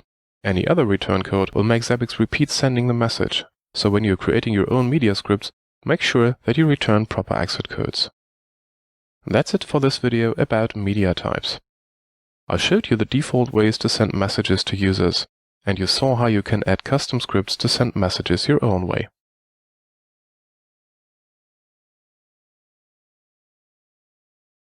In this video, let's take a look at the user management in Zabbix. User accounts are needed for people who should receive alert messages or who want to log into the Zabbix web interface. I will show you the properties of a user account and how permissions are configured. As an example, we will create a user account that only has access to web servers. Let's start at Administration Users. The web interface is a bit confusing here. This is the view of user groups. To see the user accounts, you need to select Users in the top right corner first. There are 2 user accounts by default. The admin user is the standard administration user that I'm using right now. You should not work as admin usually, but rather create your own administrative account, so that changes you do appear under your own user account. The guest account can be used by everyone to get access to Zabbix without a password. When I log out of Zabbix, You see this log in as guest link that gets me to the web interface. The guest user can be assigned certain permissions, so you can choose information that everyone should be able to see. Let me log in again as admin and go back to Administration Users. To show you what properties a user account has, I will click on the Create User link in the top right corner. The alias is the username that you will use to log in. The name and surname contain the first and last name of the person.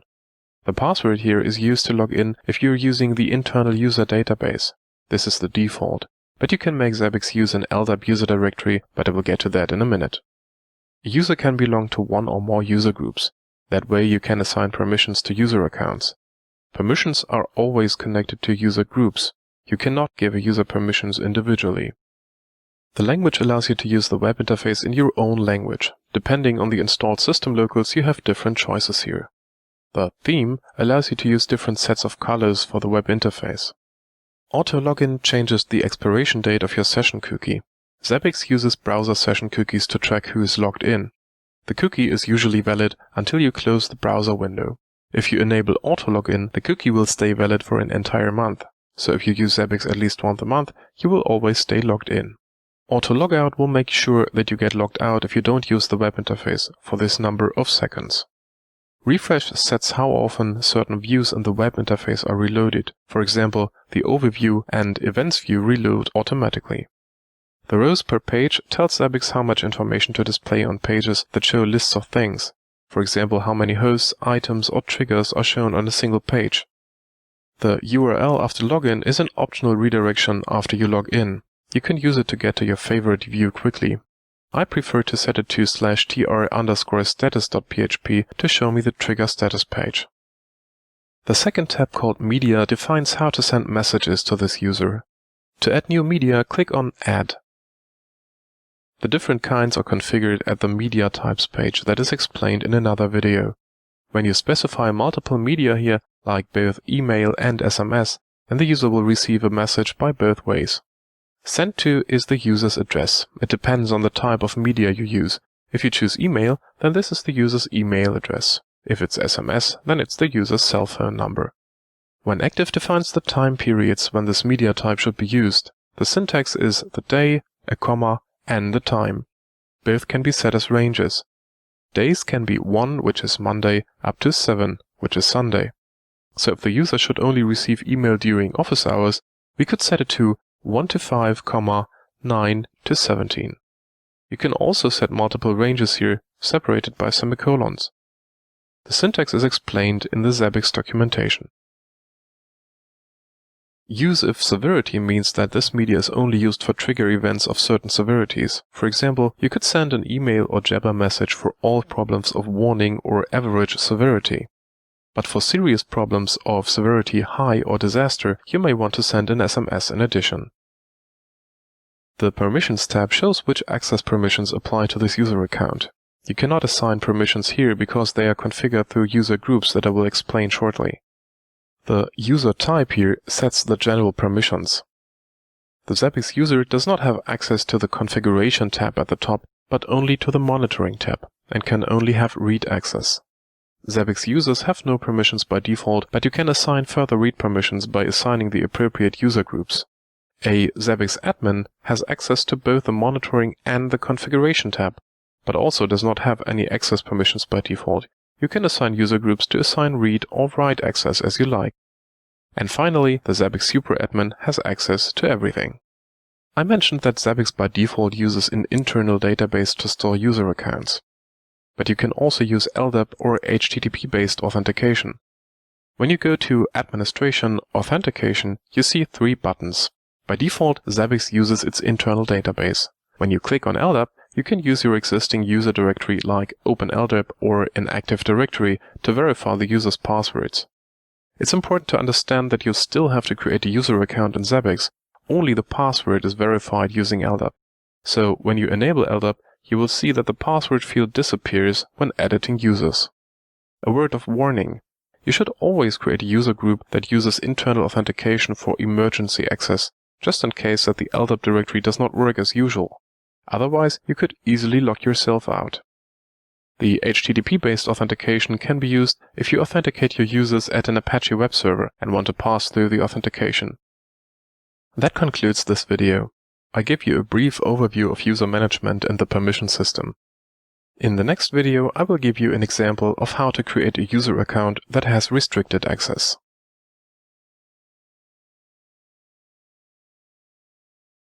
In the previous video, I gave a brief introduction into general user management in Zabbix. Now let's take a look at an example how to assign user permissions properly. Let's create a user account that can only see the status of the web servers we configured. Go back to Administration Users. First, we need to create a user group so we can assign access permissions to it. I click on Create User Group and call it Web Servers Read Only. I don't assign any users yet. I will leave front-end access to the default. This relates to the authentication mechanism like internal or LDAP. If we used LDAP, then system default would mean LDAP, and I could explicitly configure this group to authenticate against the internal database. Or I could set it to disabled to deny access to the web frontend altogether. Now I switch to the Permissions tab that shows two different sections. At the top, I can configure the permissions, and at the bottom, Zabbix will show me how that affects access to the hosts and host groups. The three columns are Read-Write, which means that the user can both see the status as well as configure these hosts. Read-Only means that the user can only view the status of these hosts. And Deny explicitly denies access to host groups that may be members of another larger host group. We want read-only access to the web servers, so I add Web Servers to the Read-Only section. In the lower section, you see that this means read-only access to the servers Web 1, Web 2, and Web 3 for all users of this group. Now I save this group. Now we have to create a user that becomes a member of that new host group. I switch to Users in the top right corner and create a new user.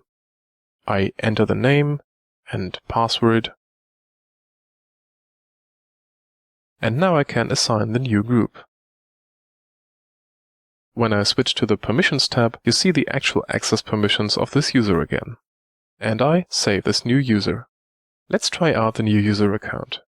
I click on Log Out and log in again as the new user. As I created the user as a Zabbix user and not a Zabbix admin, I don't see the Configuration tab at the top anymore, so he can't change anything. And when I click on Overview, I just see the three web servers, so this user has the access permissions we intended.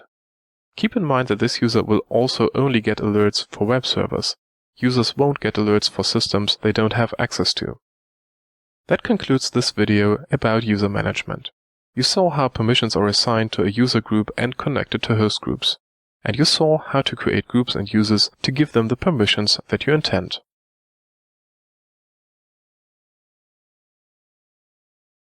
In previous videos, we saw where you can find information about gathered items or the status of triggers and events. But that doesn't help you to get a good overview of what's going on in your network. In this video, let me show you how to create your own web pages that contain the information you want to see at a glance. Zabbix calls these web pages screens. You can fill them with different kinds of widgets that show certain information. Let's go to Configuration Screens. As you see, there is a default screen that comes pre-configured with Zabbix. When I click on the screen's name, I'm taken to the screen editor. A screen is basically a table that consists of a configurable number of rows and columns. You can add widgets to each of the table's cells. The widget up here is an existing map that was just included. This widget spans two columns. To edit the widget, I can click on Change and, instead of the map, I now see the settings of the map widget. For example, I could choose another map. Or I could choose an entirely different widget like a data overview. I can align this widget horizontally or vertically within the table. And you see here that the widget is spanning two columns. The other two widgets down here are two graphs showing the CPU load and the CPU utilization of the Zabbix server by including the pre-configured graphs. To create a new screen, click on the Create Screen button at the top right. I can enter a name for the screen like Example Screen, and I can enter the number of rows and columns I want to start with. This doesn't really matter because I can add rows and columns easily in the editor. When I click on Save, the new empty screen is created. To rename the screen, I can click on the Edit link on the right. When I click on the screen's name on the left instead, I'm taken to the screen editor. So this is a 1x1 table with space for just one widget. To make it a 2x2 table, I click on the plus icon here to add a column and the plus icon here to add a row. I can also click on the minus sign to remove them again. Now when I click on Change, I'm asked what kind of widget I would like to create. The fields below the selection box depend on the kind of widget. For example, for a graph, I need to choose the respective graph, like the CPU load on the server Fry. I can change the width and height of the plotting area of the graph, so let me set it to 800 pixels wide and 100 pixels high. I can change the alignment within the row or column, or I can make the widget span several rows or columns. The dynamic item checkbox is an interesting feature. If you enable it, this screen can be used for different hosts. When you view the screen later, all pre-configured graphs, simple graphs, or values shown in the plain text widget are shown for the respective host. So you can create one screen for all computers if you want to see certain aspects instead of creating the same screen over and over again for multiple hosts. Now when I click on Save, the widget is displayed with the new settings. I can also drag this widget to another location in the table by holding the mouse button and moving the widget to another location. Now let me give you a quick overview of the different kinds of widgets that are available. The Data Overview shows a table of all latest data of the items for the hosts in a certain host group. You can configure it to show the hosts on the left or at the top. You cannot limit, though, which items you want to see, so this widget is usually pretty large. The Graph widget lets you embed a graph that you configured for a certain host or template. You can use your mouse as usual to display a certain time range and zoom in with your mouse, just in the way you're working with graphs normally. This gets really interesting if you use multiple graphs on the same screen, because the filtered time range applies to all graphs. That way you can look at certain time windows and find out how different values looked at that time. The history of action widgets show which actions Zabbix has run recently, like running remote commands or sending alert messages to users. This widget can also occupy a lot of space and may rarely be useful. A more common widget is the history of events. This is a view that I almost always include in screens because it shows you what happened recently. The host info widget is rather simple. It just counts how many hosts in a given host group are available, unavailable, or whose status is unknown. The map widget lets you include a pre-configured map like this one. Plain text is a widget that shows recent values of a given item in a simple table. You can set how many values you want to display at once. The screen widget lets you include another screen. This lets you nest one screen into another. So in this example, I'm using the screen that Zabbix creates by default. The server overview widgets show the status of the Zabbix server in a simple table. This information is similar to what you find on the dashboard. Using the Simple Graph widget, you can add an ad hoc graph for any existing item. You don't need to configure a graph manually before using this widget. And just like with a graph widget, you can filter the visible time period and zoom into time ranges by selecting them with your mouse. The widget called Status of Host Groups Triggers shows the trigger status of a host in a given host group. In this example, I'm displaying the problems that Zabbix has found with my web servers. A similar widget is called Status of Host Triggers that shows the triggers of a single host instead of a host group. The System Status widget gives us a table that counts how many systems in the various host groups have problems of which severity. The Triggers Info widget is even simpler and groups that information for all host groups in an even simpler table. The Triggers Overview widget gives me a table of all triggers of the hosts of a certain host group. And this is similar to the overview page you get in the monitoring section. And finally, the URL widget creates an iframe that lets you embed a web page from a given URL at this place. In this example, I have added the Zabbix documentation page to this frame. And as you see, the frame reloads its contents automatically. So much for the available widgets you can place on your own screens. In the next video about maps, I will show you another nice feature of Zabbix that lets you customize views in another way that is slightly more graphical and even more powerful.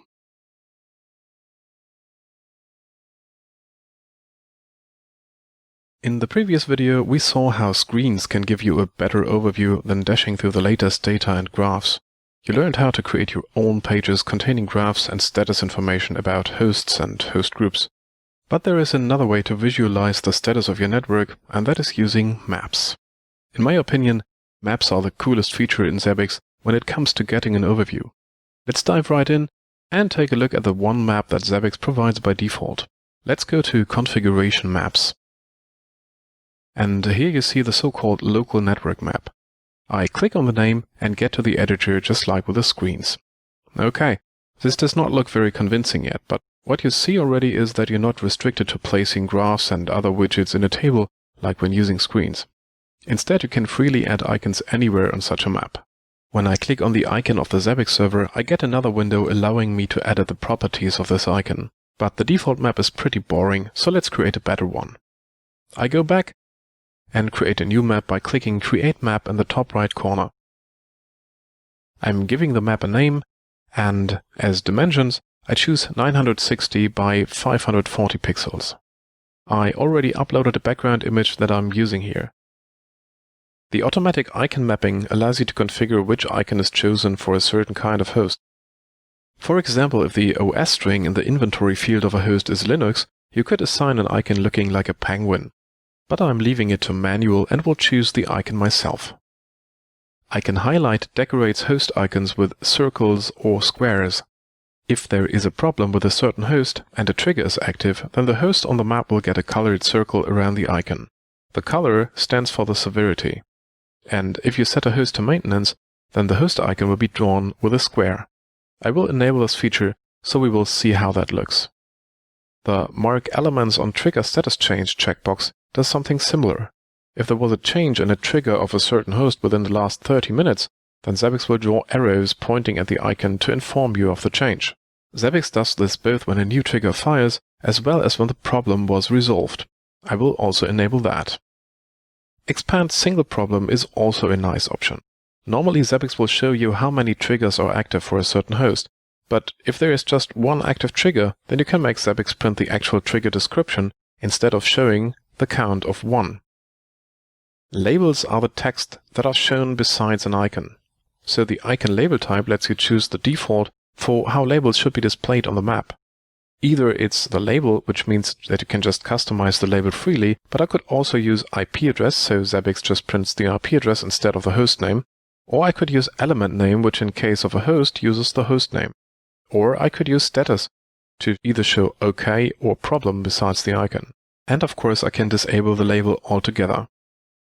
If I want more control about how labels are printed, then I can enable advanced labels, which allows me to select the layout for hosts, host groups, triggers, maps and the images separately. The icon label location allows me to set the position of the label text. The problem display option is useful when you are using the acknowledgement system. By default, when it says all, then Zabbix prints a count of all problem or triggers that affect a certain host. When you select Separated, Zabbix will show both the unacknowledged and the acknowledged problems. And when you choose Unacknowledged only, Zabbix will only print those problems that have not been acknowledged yet.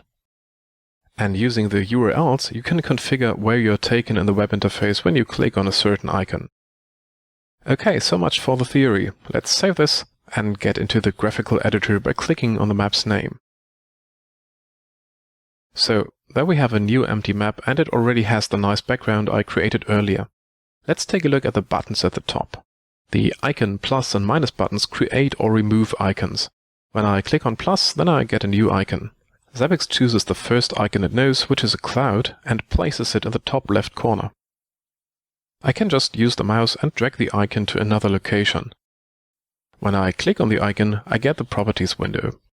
So Zabbix created an image which is just a fixed graphic that is not connected to hosts or anything else. I'm just renaming it to Internet, and I'm closing the dialog. To remove an icon, I have to click on the icon and then click the minus button at the top. The grid you see in the background is just a visual aid for placing icons. When you click on Grid Shown, you can disable or enable it. When I drag this cloud icon around, it always snaps to the nearest grid position. You can see the effect more clearly when I enlarge the grid to 100 by 100 pixels. If I don't want the icons to snap, I can click on Grid On to turn that feature off. And now I can place the icon anywhere I want. But I could also click on Align Icons to snap them back in place. The Expand Macros feature is very powerful, but I will explain that in detail in the next video about showing data values in maps. But you probably saw that I left out the link buttons. A link is just a line between two icons. To show you how that works, let me add a host icon for the Zabbix server. I create a new icon, set the type to host, set the label to Zabbix server, and as the host, I choose the Zabbix server too. Okay, the cloud icon is not useful here, so I click on the default icon and select Zabbix server 3D. I'm leaving the selection for a problem, maintenance, and disable to default, which means that the icon won't change, but I could as well use icons that make the host look differently if it's not in a normal state. Now that we have two icons, I can add a link between them. I'm selecting both icons while I hold the Control button on my keyboard, and I click on Link Plus at the top. So the green line between the two icons is the new link. When I click on Edit here, I can configure its style. For example, I can make it a bold line and paint it blue. And right below you see another nice feature. Zabbix allows me to style links differently depending on the status of a trigger. So while the link is now shown in blue, we could make it a red dotted line if we find that the internet connection goes down. I just have to click on Add and choose the trigger I want. For example, I'm using phrase Zabbix agent is unreachable trigger. I'm setting the line type to dashed line and leaving the color to red. Now, when I apply these changes and the trigger fires, then the line changes its look. But let me show you the three remaining kinds of icons you can use in your maps. One is host groups. For example, I'm adding an icon for my group of web servers. When I choose Show Host Group, Zabbix will display one icon that shows all problems of hosts in that host group. Let me switch to the monitoring view of this map. All three web servers are down, but that is just shown in one icon. Let me get back to the editor. And when I choose Show Host Group Elements instead, then Zabbix will automatically display an icon for each host in that host group.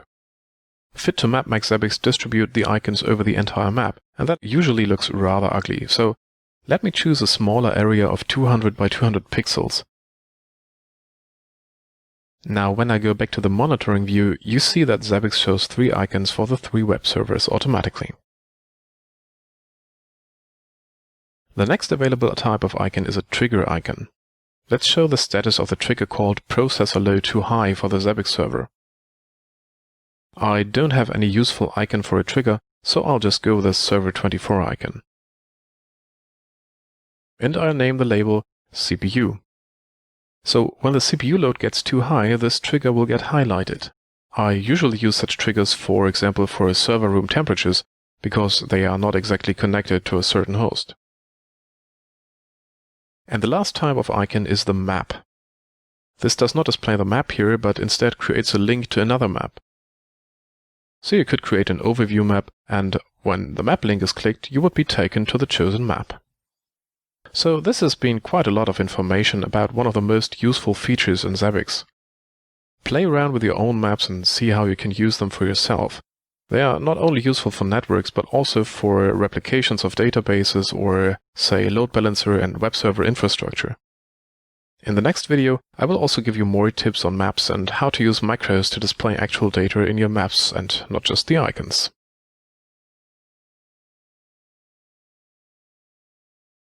Welcome back to my second video about maps. In the previous video, I showed you the kinds of elements you can add to a map, and you saw how you can add icons and links to maps that reflect the status of your triggers. But let's take a look at a feature that is barely documented but makes maps really informative. In fact, you can add live data to icons and links, so let's go. I'm going back to the configuration maps and will show you a little map that I set up. You can see my Zabbix server, a network switch, the workstation I'm sitting at right now, and one of my security cameras. And you see my internet connection and a server Fry that is located elsewhere. If you remember what we dealt with in the previous video, you know that you can even make links change its look depending on the status of a trigger. So, for example, I could make the line look red and dashed if my internet connection goes down. But let's enhance the map. Let's say that I'm curious and would like to display the CPU load of the Zabbix server right on this map. You know that the label of an icon can be customized. So when I click on the Zabbix server, I could add a second line reading CPU something. To get the actual data here, we need macros.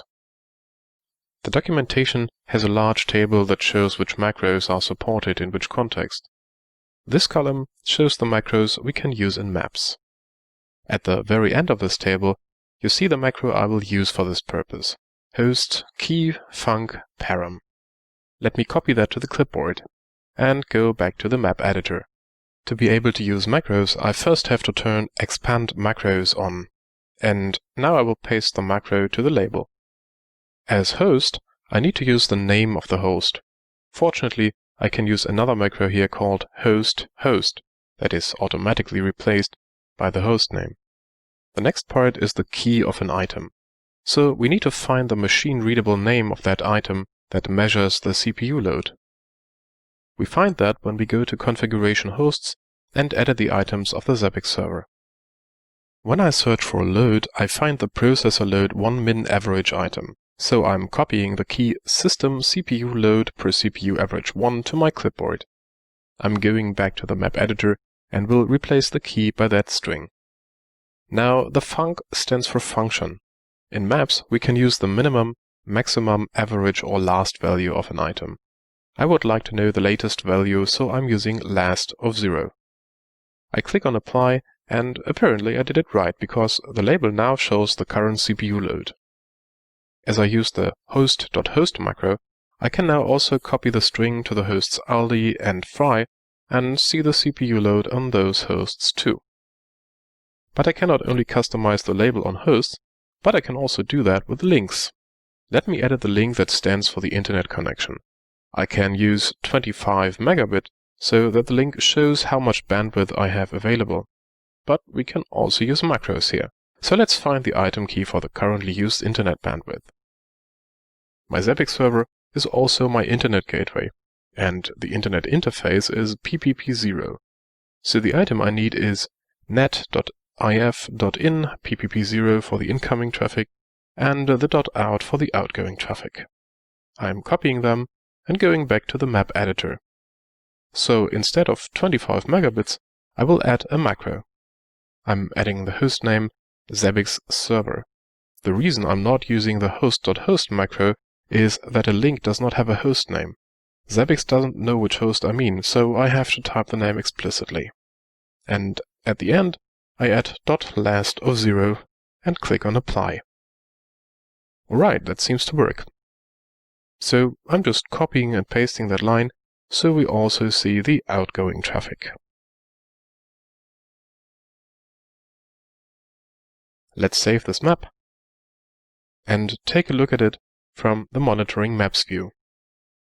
Now this is still a rather simple example, but it already gives you a lot of information on a single page. So that's it for this video about data and maps. I showed you that you can use macros and labels of icons on a map. And you saw how to find the proper key names and how to use them in macros to display the live data. I hope you enjoyed it. Have fun working on your own maps now.